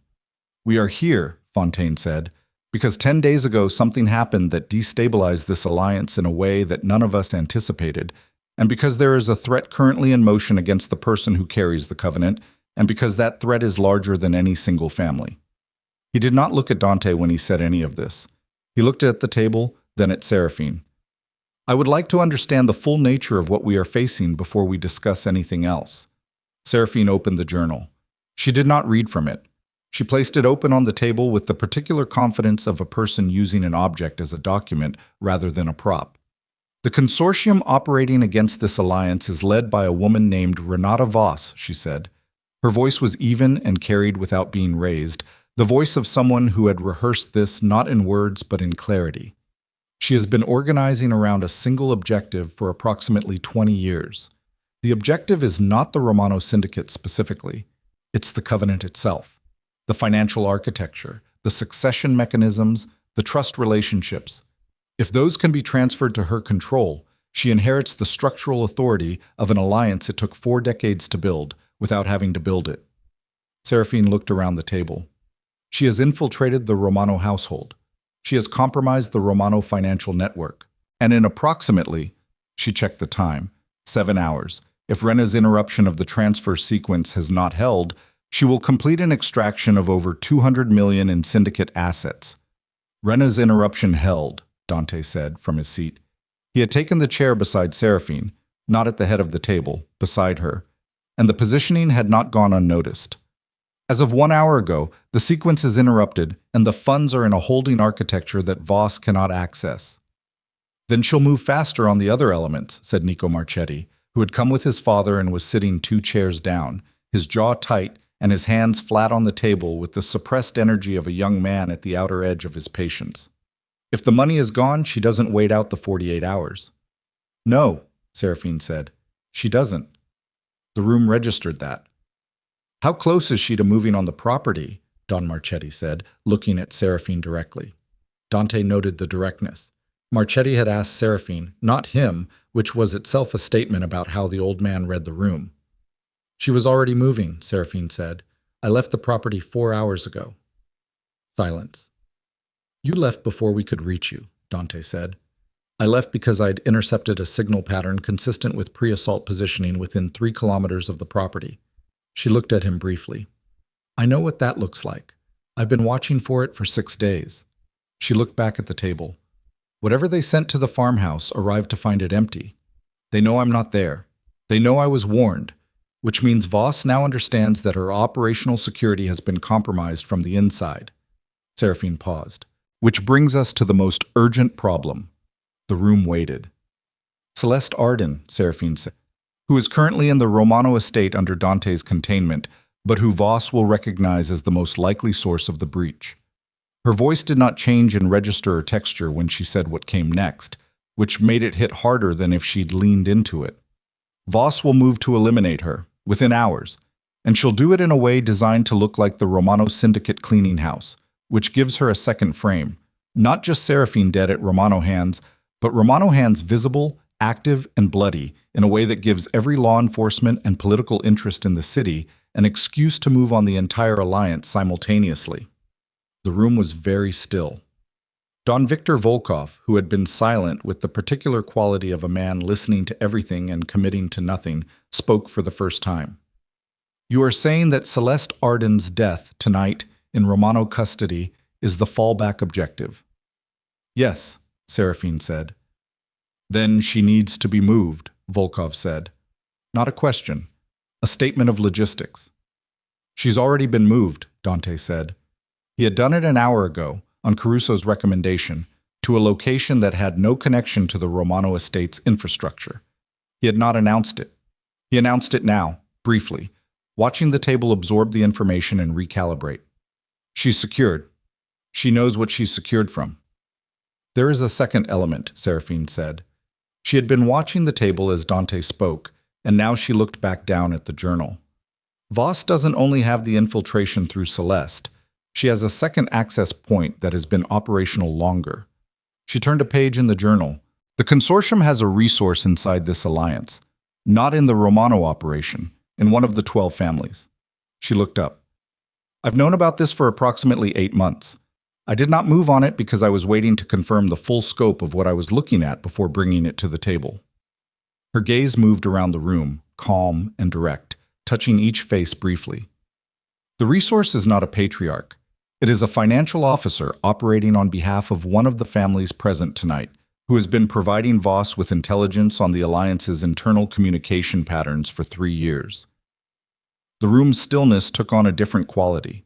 The specific tension of people in a confined space reassessing the other people in the confined space. You're going to tell us who, Fontaine said, still looking at the table, still quiet. Yes, Seraphine said, but not yet. Because the name is useful in ways that require the person not to know we have it. She looked at Dante. This time the look held, a half-second longer than the others, communication passing through it that was partly operational and partly something else, something from the space between 31 years in this room and all the distance in between. What I need from everyone at this table tonight is a commitment that when Voss moves, and she will move tonight, because she has no other option now that the money is stopped and her infiltrator is secured, the response is unified. Not individual families protecting individual interests. One response. She closed her hand over the journal without closing it. The covenant is not a document. It has never been a document. It is an agreement between people to act as one body when the body is threatened. That is what Voss is trying to take. The only way to prevent her from taking it is to demonstrate, tonight, that it still functions. The room took that in. Don Marchetti looked at his hands. Then he looked at the assembled table with the authority of a man who had been present at the original Covenant's formation and who understood what it had cost and what it had meant and what its loss would mean. I am in, he said. In, said Fontaine. Volkov nodded. One by one, around the table, the weight accumulated. The call came at 9:47. Caruso stepped out of the room to take it, and was back in 90 seconds, and his face had the look that Dante had seen twice before in 40 years, and that he now associated with the specific category of news that required immediate motion. Voss moved, Caruso said quietly, at Dante's shoulder. Not on the estate, not on the property, on the Meridian building. Dante processed that in 1 second flat. She knows we're here. She's known since we started making calls to the families. Caruso's voice was level and deliberate. There are people in the lobby, professionally organized. Building security is currently, he paused, non-responsive. Dante stood. Around the table, the movement registered. Patriarchs and their underbosses reading the shift in the room with the instinct of people trained to read rooms, and what they read made several of them stand simultaneously. How many? Dante said. Building security counted 8 before they lost communications. Could be more. 8 professionals in a building with 1 elevator access to the 43rd floor. The elevator they could control from the panel in the room. The stairwells were the problem. 43 flights, 2 stairwell access points on this floor. Standard fire-rated doors that were solid but not designed to hold professional entry for any meaningful duration. Dante looked at the room. 12 family patriarchs. Their entourages. Seraphine. He looked at Seraphine. She was already on her feet. She had closed the journal and was holding it. Her face had the sharpened, stripped quality he'd noticed when she walked in, but underneath it now was something operational. The specific focus of a person who has anticipated this and knows what comes next. The elevator, she said. Controlled, Dante confirmed. Stairwells. 2 access points. We have 4 armed men in the room. He said it without softening. She deserved the actual number.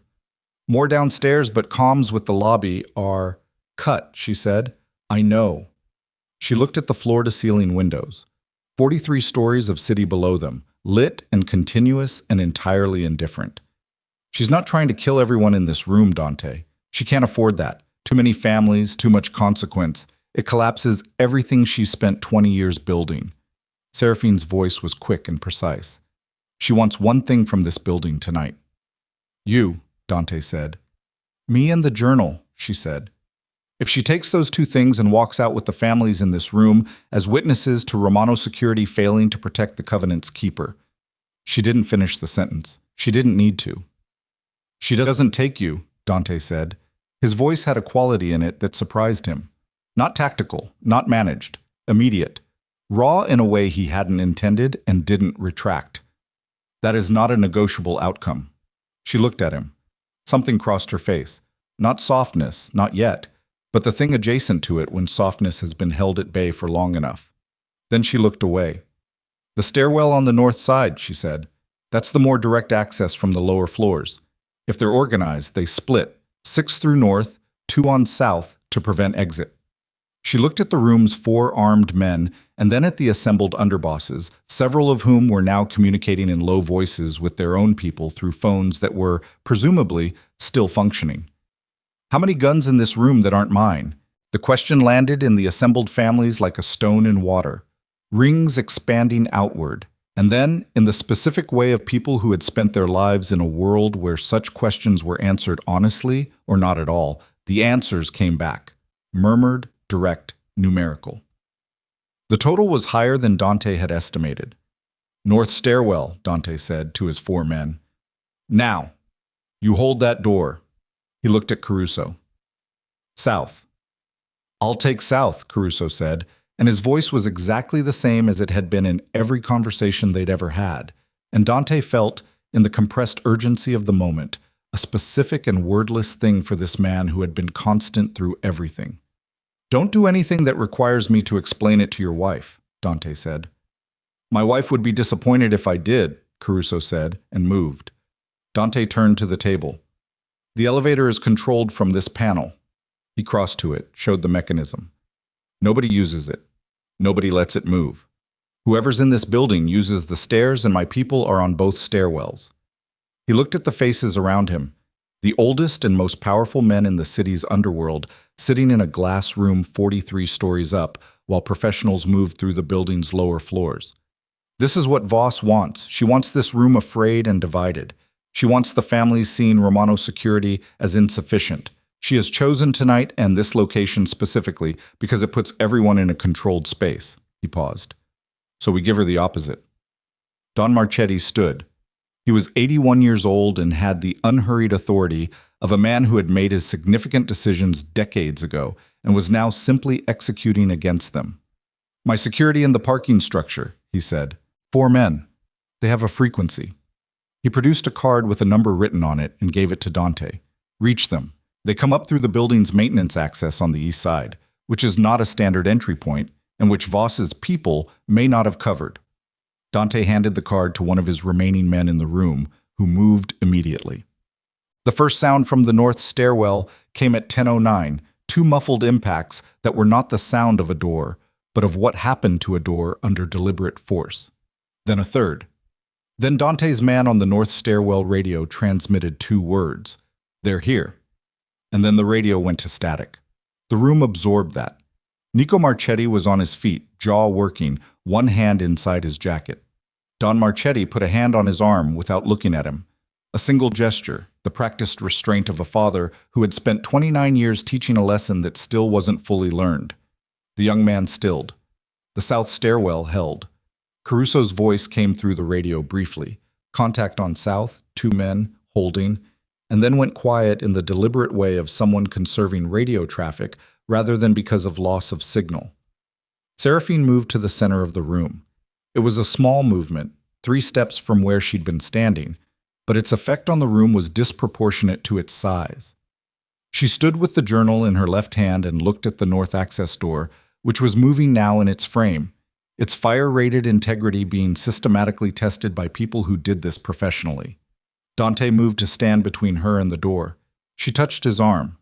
Not to stop him, something else. "If they get through that door," she said quietly, "and they see the room arranged with you between me and them, they take that as confirmation that I'm the only objective. They focus entirely on you and go around." Her voice was the voice of a woman who had spent 30 years in a world where spatial arrangement communicated everything. "Stand beside me, not in front."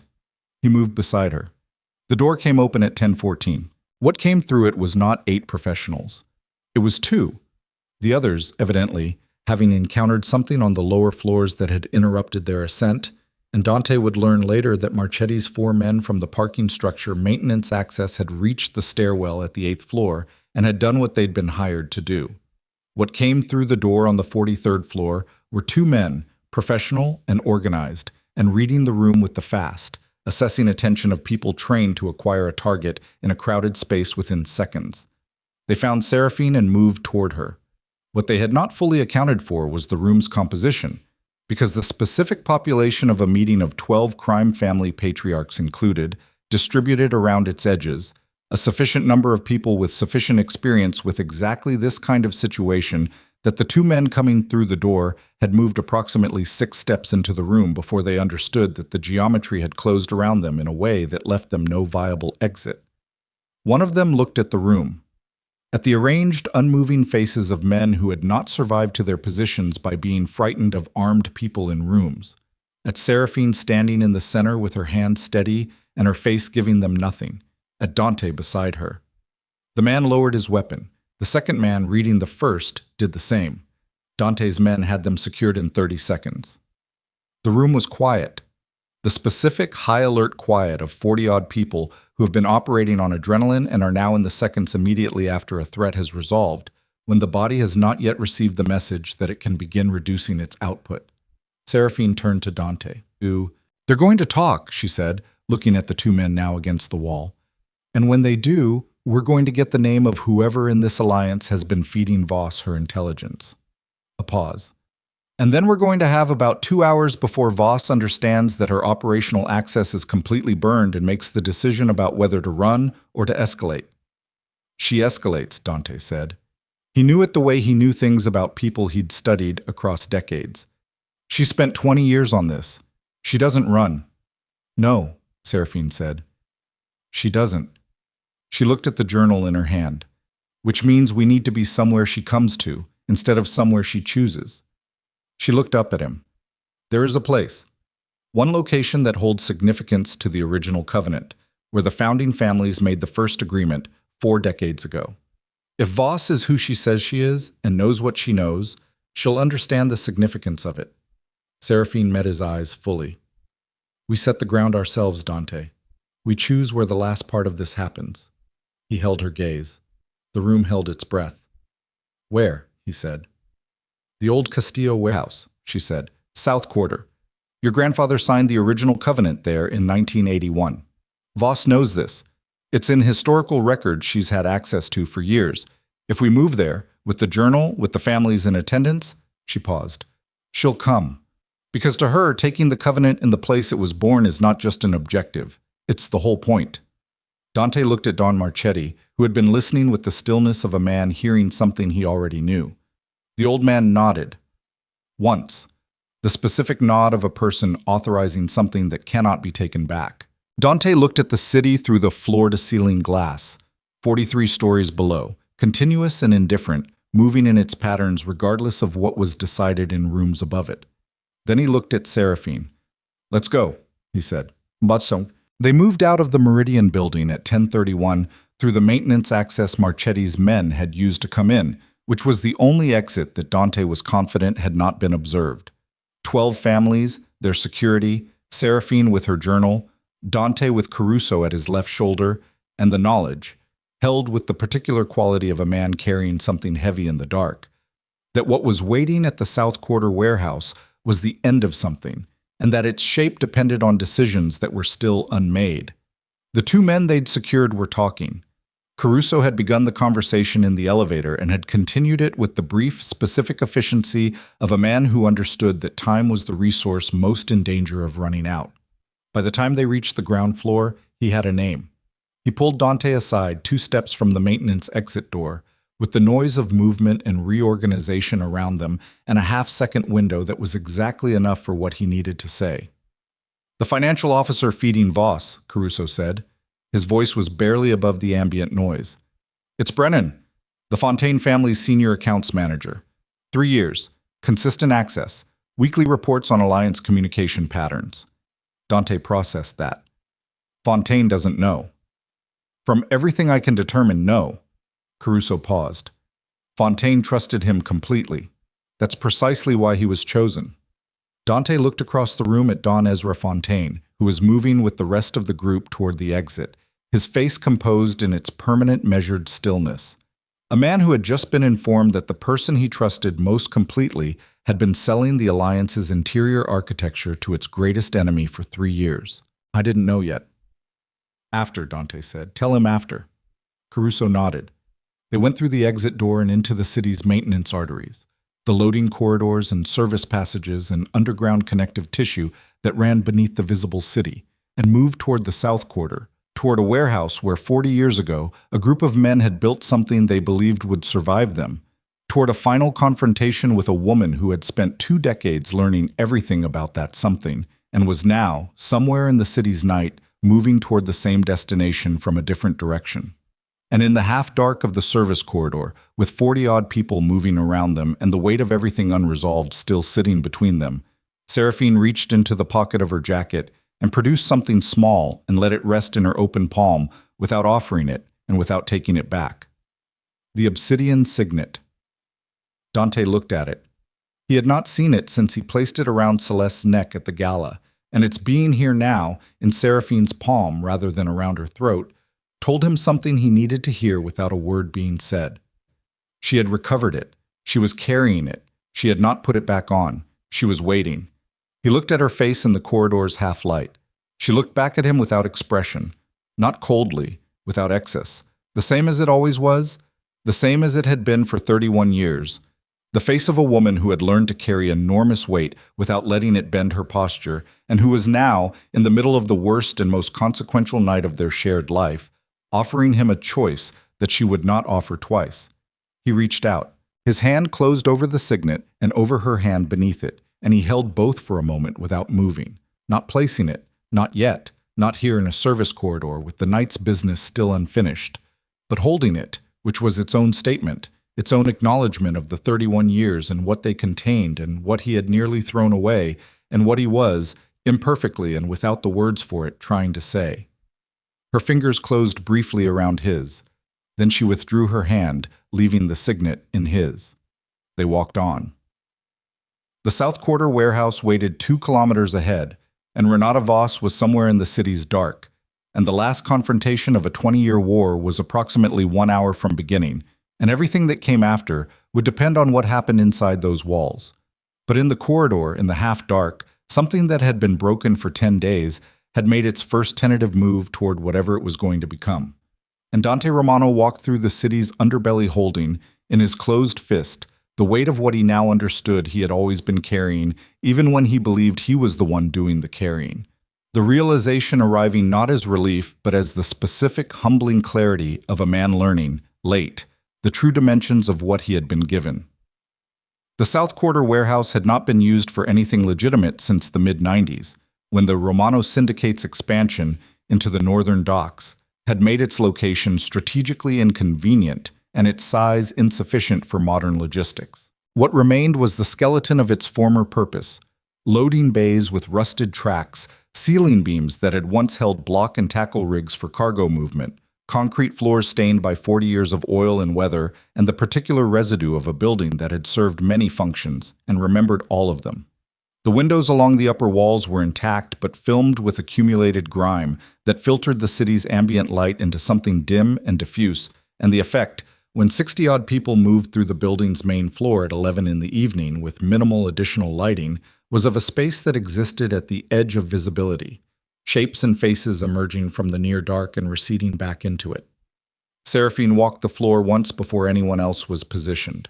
She did this quietly, without announcement, moving from the main bay through the secondary chamber and back, her hand trailing the wall at one point in a gesture that was not tactical but something older than tactics. The gesture of a person touching a place that had weight in their history. Her grandfather had brought her here once, she had told Dante in a brief exchange, in the maintenance corridor, when she was 19 years old and newly aware of what the Vale family's position in the alliance actually meant. He had shown her the corner where the original covenant document had been signed, the specific table that had since been removed, the floor mark left by one of its legs. He had said nothing that she could quote. He had simply wanted her to know the place. She knew it now in a different register. Dante watched her from the building's entrance and said nothing. Caruso was beside him, running the positioning of their people with the quiet efficiency of a man who had done this kind of thing in enough different locations to understand that the geometry mattered more than the numbers. The family's security distributed around the building's perimeter and the interior structural supports, organized without being directed into the arrangement of people who had done this work long enough to read a space and understand what it needed. Don Marchetti arrived and took a position near the secondary chamber's entrance, and his stillness had the quality of a man who had arrived at a destination he'd been traveling toward for a long time and was not in a hurry now that he was here. Don Fontaine was beside him, and his composure had a different texture than it had carried all evening, more deliberate, more maintained, which was what composure looked like when the thing beneath it had been disturbed. Caruso had found a moment to tell him about Brennan on the walk over, quietly, in the half-dark of the service corridor, and Fontaine had received it with a stillness so complete that it communicated more than any visible reaction could have. Dante had not looked at Fontaine directly since then. He would, after. Not now. At 11:22, one of the building's secondary loading doors opened from the outside. Renata Voss walked in alone. This was the first thing that reconfigured Dante's understanding of what was about to happen. She came without visible protection, which was not bravado. It was information. It meant either her protection was already inside the building, positioned before their arrival, which his sweep should have detected and hadn't, which meant she was confident in the sweep's incompleteness, or she understood that protection was not the variable that determined what happened in the next hour. She was 64 years old and looked it in the specific way that certain women of that age look it, with the full, undefended presence of someone who stopped managing their appearance relative to others' expectations at some point and has not resumed. Her hair was gray, cut practically. Her coat was expensive and dark. She moved through the building's space with the deliberate pace of a woman who had arrived at something she had spent a very long time arriving at and was not going to rush the arrival. She stopped approximately 8 meters from Seraphine. She looked at the journal. Then she looked at Seraphine's face. "You're exactly what he described," she said. Her voice was accented, faint, mid-European, the residue of a first language she'd spent decades working around. "Emilio said you were the kind of person who gets calmer as things get worse. He found it remarkable. The name landed in the room with the specific weight of something unexpected. Seraphine's expression did not change, but something in her body changed, a barely perceptible stillness that was different from her existing stillness. The stillness of a person receiving a shock they are not going to show. "You knew my grandfather," Seraphine said. "I did business with your grandfather for 11 years, Voss said, before your father-in-law's allies dismantled the Cologne network and everything associated with it." She said this without heat, not because she lacked it, but because the heat had been held and used for so long that it had become structural rather than emotional. Emilio Valle was the only person involved in that operation who ever expressed what I would call genuine regret. He contacted me afterward. We remained in correspondence until his death. Seraphine was quiet for a moment. "He never mentioned you." He wouldn't have. Understood the position he was in. He'd agreed to protect an alliance that had done something he personally found wrong, and he lived with that. He was a man who understood the difference between the institutions he served and the people those institutions harmed, and he held both things at the same time without needing to resolve the tension. Voss paused. He was also the person who told me, without intending to, that the Covenant's continuation rested in you, not in the Romano family, not in the alliance structure, in you, specifically. Her gaze was direct and without aggression. The gaze of someone who has spent years studying a specific subject and is now in the room with it. "I spent 9 years after his death organizing around that knowledge." "You organized around killing me," Seraphine said. "No." Voss's voice did not rise. "The plan was never to kill you. Killing you destroys what I want. Killing you means the Covenant dies with you, and I have no interest in a dead Covenant." She paused. "The plan was to take you." The room held that. Dante moved forward one step, just one, a single step, deliberate and visible, that communicated without words that the next steps would not be so measured. Voss looked at him briefly, the way you look at weather, noted, accounted for, not the primary variable. "She walks out of here," Dante said. "I know," Voss said. She looked at him with an expression that was not contempt but was close to its functional equivalent. The look of a person who has studied you and found you predictable in ways you don't yet understand. "I also know that you now understand the actual structure of what you've been operating inside for 30 years, which means you understand that the Romano name is not, and never was, the Covenant's foundation." She looked back at Seraphine. "She could walk out of here tonight and rebuild the alliance from nothing, without you. Every family in this building would follow her, every Covenant structure, every financial network, every trust relationship. Those run through her, not through you." She paused. "The question I have been asking for 9 years is why she would use those resources to maintain a structure built by people who harmed other people and called it alliance." Seraphine said, "Is that a question or a recruitment?" "Both," Voss said. The silence in the warehouse was the specific silence of a large space with many people in it who are all, simultaneously, not breathing more than they have to. Seraphine held Voss's gaze. When she spoke, her voice was even and without heat, which was, Dante had come to understand, the register she used for the things that mattered most. "My grandfather spent the last 10 years of his life trying to build a framework that could eventually bring the alliance towards something less harmful," Seraphine said. "Not overnight, not through rupture, through patient restructuring of the incentive architecture." She held up the journal slightly, not offering it, showing it. "This is not just Covenant codes and financial routing. There are 30 years of structural reform proposals in here. Things that were never implemented because the men who ran the alliance were never willing to accept the constraints they required." She paused. "I have been willing to accept those constraints. I have been working toward implementing them for 8 years. Slowly. In ways that were not visible because visible would have produced exactly the kind of resistance you decided to produce from outside." Voss was quiet. Something in her face had shifted. A recalibration, genuine. "How far along?" she said. "Far enough that the disruption you've caused in the last 10 days has set it back approximately 2 years, Seraphine said. "The families who went dark, the financial freeze, the political contacts withdrawing. Every one of those relationships took careful cultivation and will require careful repair." Her voice remained even, but its texture had changed slightly. Not warmer, more direct. You spent 20 years studying what Emilio built. You decided the people around it were not worthy of it and organized to take it. She looked at Voss with the full, undeflected attention of a woman who has spent decades learning to read people under pressure. You were right that the people were flawed. You were wrong that taking it was the correction. Voss looked at her for a long time. Something moved in the warehouse's upper darkness.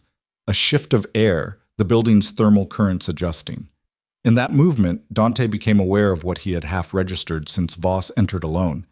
The sense of the building's space being not quite as the sweep had indicated. He saw Caruso register it at the same moment.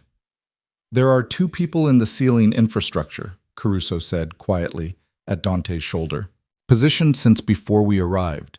They've been stationary. They're not moving toward anything." He paused. "I don't think they're here to act. I think they're here as documentation." Documentation. Dante looked at Voss. "You came to record this." "I came," Voss said, "to understand whether what I had decided was correct." She did not look at the ceiling. She looked at Seraphine. "I have spent 20 years on a conclusion. I am revising it in real time. That is what this conversation is." A pause. "The two people above us are recording, yes. They will stop recording when I ask them to." Seraphine looked at the ceiling briefly, then back at Voss. "Call them down," she said.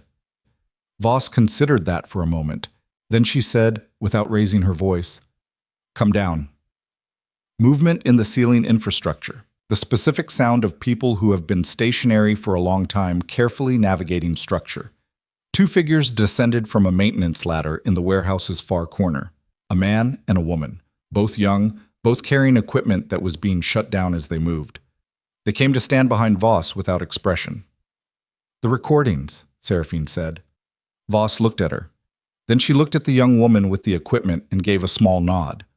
The woman opened the device, removed the storage medium, and placed it on the floor between herself and Seraphine. Seraphine did not move toward it.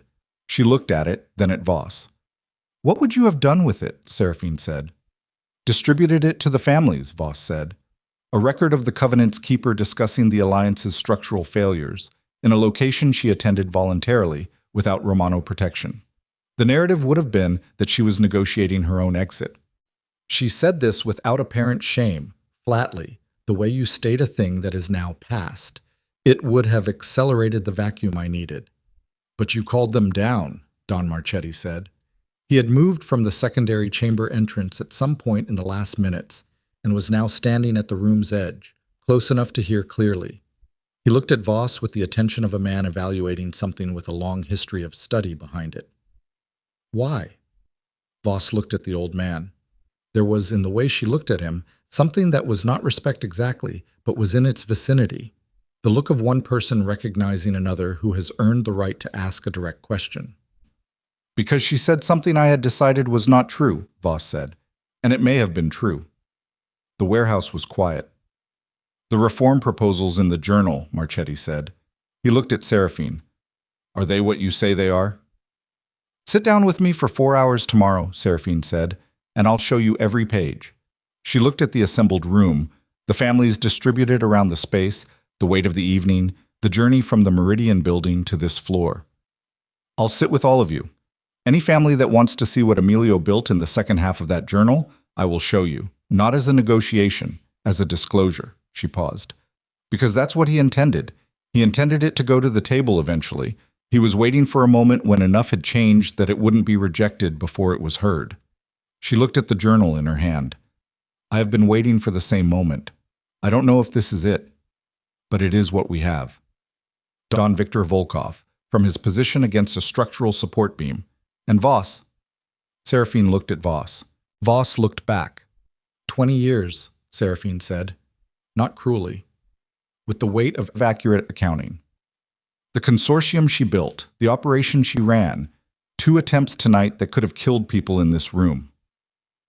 Celeste Arden recruited and placed into a position that damaged a marriage and destabilized an alliance. A mole inside the Fontaine organization for 3 years. She did not look away from Voss. "These things have consequences. I'm not in a position to decide what those consequences are alone." She looked at the assembled families. "That's a council decision, which means we need a council that actually functions." She paused. which is what this room is, if we choose to use it that way. What happened in the next 30 minutes was not a trial. It was something more ungainly and more real than a trial.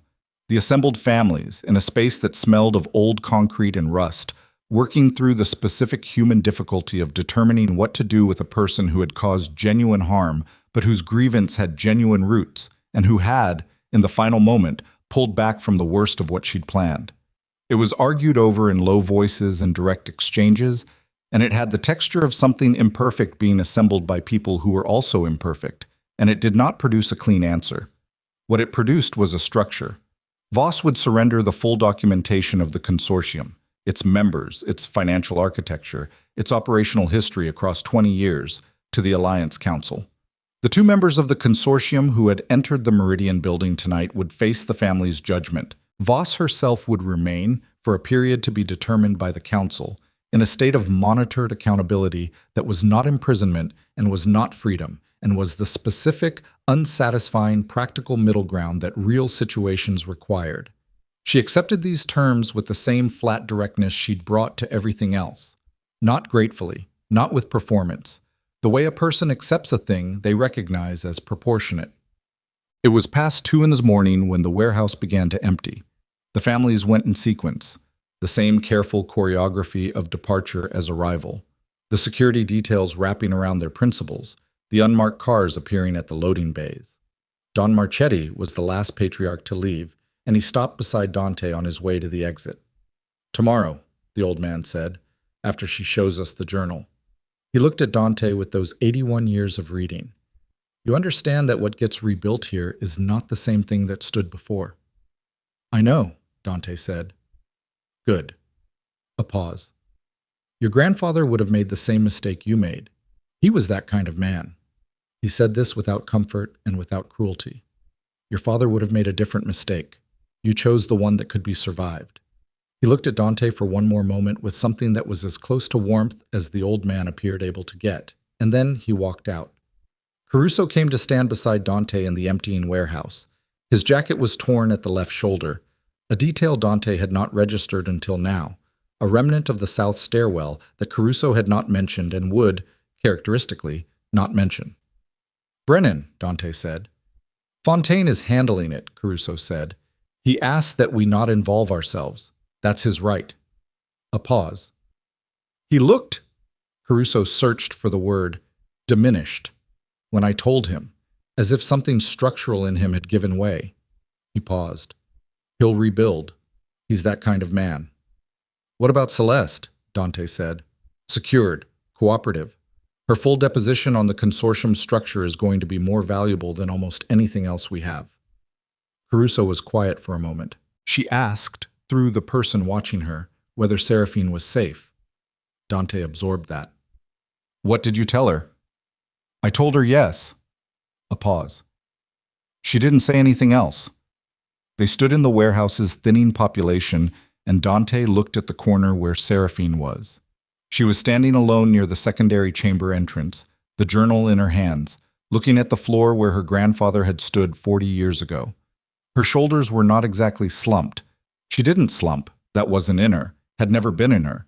But there was a quality to how she was holding herself that communicated exhaustion of the specific kind that follows sustained intensity, the body finally beginning to negotiate with what it has spent the last hours doing. He crossed the floor to her. She heard him coming and didn't turn, which was its own kind of thing, the comfort of a person who doesn't need to look to know. He stood beside her. They looked at the floor together. The old stain from the table leg was still there, barely visible, a slightly darker patch of concrete approximately the size of a boot. "He brought me here when I was 19, she said. "He didn't say much. He just wanted me to see it." She was quiet for a moment. "I asked him once why he didn't tell you. About the covenant. About what it meant." She paused. "He said he'd asked Dante Romano whether he wanted to understand the foundation of what he was building his life on, and that I had said—" She stopped. "What did you say?" Dante said. "I said that you already knew what you needed to know." Her voice was flat with the particular flatness of a woman recalling something said in another life, in a different understanding of the man she'd married. "I thought you did. I thought—" She stopped again, And what was in the stop was 31 years of things that had been swallowed, managed, set aside. The particular accumulation of a woman who had learned to carry everything. I thought the way you moved through the world was a kind of confidence. I didn't understand until much later that it was a kind of absence. Dante said nothing. He understood that this was not the moment for his words, that what she was doing was not an accusation requiring defense, but a woman finally saying, in an empty warehouse at 2 in the morning, things that had waited long enough. I stayed, she said, because of the work, because of what Emilio built and what I was trying to continue, and because I believed, for a long time, that the people who built this alliance could eventually be brought towards something better. She looked at the floor. And because... A stop. A breath. The first one he'd heard from her that was not entirely controlled. Because leaving required believing that the 31 years were a mistake. And I couldn't. Even at the worst of it. Even at the gala. Standing there. She closed her eyes briefly, and in that brief closure he saw the 10 days and what they had cost, and what she had not allowed to show during them. I couldn't decide they were a mistake, which made me furious with myself. Dante opened his right hand. The obsidian signet lay on his palm between them. She looked at it. She looked at his face. I'm not... He started and then stopped, because what he'd been about to say was not adequate, and he knew it, and she would know it. And he had spent 30 years being a man who moved through the world with the confidence of someone who understood it. And the last 10 days had stripped that down to something rawer and less organized, and what was left was not articulate. I don't know how to say what I understand now that I didn't understand then. I don't have the language for it. He held her gaze. What I can tell you is that I know what I did. At the gala, not just to you, to everything you carried, and I know that knowing it doesn't undo it. He paused. And I know that what you carry, what your grandfather built, what you've spent 30 years protecting and trying to improve, deserved better than what it got from me. That I should have asked, should have wanted to understand. He closed his hand around the signet without putting it away. I'm asking now. That's all I have. I'm asking now, and it's late, and I know that. Seraphine looked at him for a long time. The warehouse made its building sounds around them, the metal settling, the city's ambient noise filtering through the grimy windows, the distant particular sound of a city that kept moving regardless of the weight of what happened inside it. You don't put it on me, she said. Not tonight. Not as a gesture. Her voice was quiet and direct. If what I decide, after this, after everything, is that I restructure the alliance without you in a formal role, you accept that. Yes, he said, without pause. If what I decide is that the council operates independently of the Romano Syndicate's hierarchy, you accept that. Yes. If what I decide is that we begin implementing Emilio's reform proposals over the next 3 years, regardless of whether that costs the family's short-term revenue, you don't undermine it. No, he said, I won't. She looked at him. He held her gaze with the specific quality of a man who has nothing left to manage behind his eyes. The exhaustion of performance that had been going on for decades, finally reaching the point where there was nothing left to sustain it. I'm not forgiving you tonight, she said. That's not a thing that happens in a warehouse at 2 in the morning. It's a thing that happens, if it happens, over time, through what you do after. She paused. But I'm telling you that the 31 years weren't a mistake.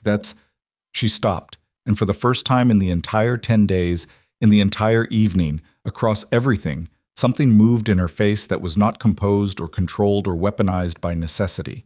Something that was simply hers, raw and old and belonging to the woman under the woman who had carried everything. That's what I know.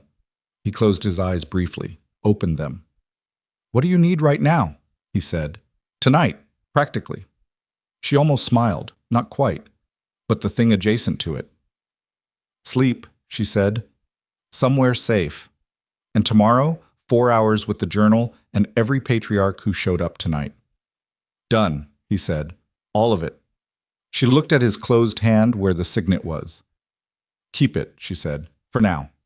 Not on me, not on you. Just keep it until we know what shape the next thing takes. He put it in his jacket pocket. They walked out of the warehouse together, through the loading bay door into the south quarter's thin pre-dawn air, and the city was doing what it always did, which was continue. The garbage trucks and the delivery vans and the people who moved through cities while everyone else was sleeping, all of it continuous and indifferent, and in its indifference, somehow steadying. Caruso was waiting with a car. He did not comment on anything. He opened the door with the same expression he'd had for 40 years, which was the expression of a man who had decided long ago that his job was to make difficult things possible, and that commentary on those things was someone else's. 3 weeks later, the founding council convened for the first time under its new structure. The room was not the Meridian Building's 43rd floor. It was a conference room in a building that belonged to no family, rented, neutral, chosen by Seraphine, and agreed to by the 11 families present without argument. The Marchetti family held the 12th seat, occupied now by Don Aldo Marchetti rather than Nico, because the old man had decided, upon reflection, that his cardiac episode had been a useful fiction and that he was not yet finished. Seraphine sat at the table's center, not at its head. The table was round, which was her requirement, which was a requirement that had generated 3 hours of architectural discussion with the rental company and had been met without compromise. The journal was on the table. It had been open for 2 hours already. Dante was in the room. He sat 2 seats to Seraphine's right, not adjacent, with Don Marchetti between them, an arrangement that was not accidental. His role in what the council was becoming was not yet defined, and the undefined quality of it was itself part of what was being built, a structure that did not assume its own hierarchy before earning it. He listened more than he spoke. This was new. He was learning its shape. The reform proposals in the journal's second half were, as Seraphine had said, the product of decades of patient work. They were not idealistic. Emilio Valle had been too long in the world of these families to build something that required them to be other than what they were. They were structural, incentive realignments, accountability mechanisms, succession protocols that distributed power rather than concentrating it, financial systems that reduced the capacity of any single actor to destabilize the whole. They were, as Don Fontaine said, after reading 30 pages with the focused attention of a man who had spent his career inside financial architecture, the kind of thing that only looks obvious after someone else thought of it. Fontaine looked diminished, still. He was putting himself back together in the visible, deliberate way of a man who understood that the process could not be hurried. He had handled Brennan through the channels available to him, quietly and permanently, and had not discussed it with anyone except his eldest son, who was now his financial director, and who had the distinction, in Fontaine's estimation, of being the only person in that role in 20 years he was entirely certain of. Celeste Arden's deposition had taken 4 days and had produced documentation on the consortium structure that Caruso described, privately and without visible satisfaction, as the most thorough intelligence package he had seen in 40 years. Its distribution to the appropriate authorities, through channels carefully chosen to produce maximum structural damage to the consortium without producing maximum exposure for the families, was an ongoing process that would take months and whose results would be felt unevenly and over time, which was how these things worked when they worked at all. Renata Voss was living in a house outside the city in an arrangement that the council had agreed upon and that she had accepted, monitored without being imprisoned, her access to the consortium's remaining assets frozen pending the deposition's full processing. She had, during the first week of this arrangement, sent Seraphine a message through the intermediary the council had designated. The message was 4 sentences. It said that she understood now why Emilio had protected the covenant rather than dismantling it. It said that the reform proposals, if implemented, would have made the operation unnecessary. It said that she was sorry for the specific harm caused to specific people, using the word sorry without apparent qualification. It said nothing else. Seraphine had read it once and set it aside. She had not yet responded. She was not certain she would, and she was not in a hurry to decide. The warehouse's storage medium, the recording Voss's people had been making, had been destroyed in the warehouse by Seraphine herself, placed under her heel and ground into the concrete floor with the specific finality of a woman disposing of something that served no further purpose. Dante had watched her do it without comment. The act contained everything he needed to understand about her. The absence of theater in it, the simple efficiency, the refusal to make the destruction of a weapon into a victory speech. It was a Tuesday morning in early November when Dante found her in the garden of the property she'd taken. Not the Romano estate, a smaller house, a house she'd chosen herself. that had a garden she'd been working in the mornings before the day's business started. He had come with the intention of discussing something specific about the council's restructuring and had found, when he arrived, that she was on her knees in the garden's far section, working the soil around something recently planted with her bare hands, her jacket folded on the bench behind her. He stood at the garden's edge and watched her work. She had heard him come through the gate and had not looked up immediately, had finished what she was doing first, the particular stubbornness of a woman who would complete a task before acknowledging an interruption that she had not requested. Then she sat back on her heels and looked at him over her shoulder. She had dirt on her hands and on one cheek where she'd pushed her hair back, and her face in the morning light had the quality of something seen without the conditions that usually surrounded it, stripped of the evening's artifice and the boardroom's formality and the weight of the last month's sustained crisis. Simply a woman in a garden doing something with her hands that required attention and produced visible results. She was not beautiful in the way Celeste had been beautiful. She had never been that. She was something harder to name and harder to stop looking at. The specific quality of a person who had been through things and was still here and had not, in surviving them, become less than they were before. Dante crossed the garden and sat down on the bench beside her jacket. "The Serrano family's attorney called," he said. "They want to know if the first reform implementation can begin in the first quarter." "It can," she said. "I'll confirm." She brushed the dirt from her hands partially. "What else?" "Caruso's retiring," he said. "At the end of the year. He told me this morning." She was quiet for a moment. "He's earned it." "He has," Dante said. "He asked about you. Whether you were—" He paused. "All right. What did you tell him?" "I told him I'd ask." He looked at her. "Are you?" She sat on the garden's ground with her hands in her lap and looked at what she'd been planting. Small things, newly in the earth, their shape not yet what they would eventually be. "I'm working on it," she said. "That's the most accurate answer." She looked at him briefly. "You?" "The same," he said. She nodded. She looked back at the garden. They sat in the morning quiet, the city's distant sound at the edge of everything, and the garden was just a garden, dirt and new plantings, and the specific smell of turned earth. And nothing about it was resolved in the clean way that things resolved in stories. The 31 years were what they were. The 10 days were what they were. What came after was being built in the way that things were actually built, slowly, imperfectly, through accumulation of small, honest actions, rather than single transformative gestures. She reached into the pocket of her trousers and produced the obsidian signet. He looked at it. He had given it to her 3 days ago, not as a ceremony. She had asked for it back and he had given it to her, and she had put it in her pocket rather than around her throat. And he had understood that its placement was her decision, and that the understanding of it as her decision was exactly what had been missing for 31 years. She held it in her open palm for a moment, then she put it back in her pocket. "Not yet," she said, "but not never." Dante Romano sat in the garden of a house that was not his, and looked at the woman who had, in the space of 10 days, taught him more about the thing he'd spent his life building than the previous 3 decades had managed, and understood, without needing it confirmed, that this was the shape of what came after. Not a restoration, not a return to what had been, but something that would take the time it took and arrive when it arrived, and could not be accelerated by will or wealth or the particular brand of impatience that had gotten him here. He could live in that.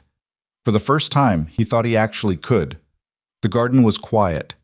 The city continued beyond its walls, and somewhere in the distance, in the specific mid-morning light of a November Tuesday, the ordinary business of the world went on without requiring anything of them, which was its own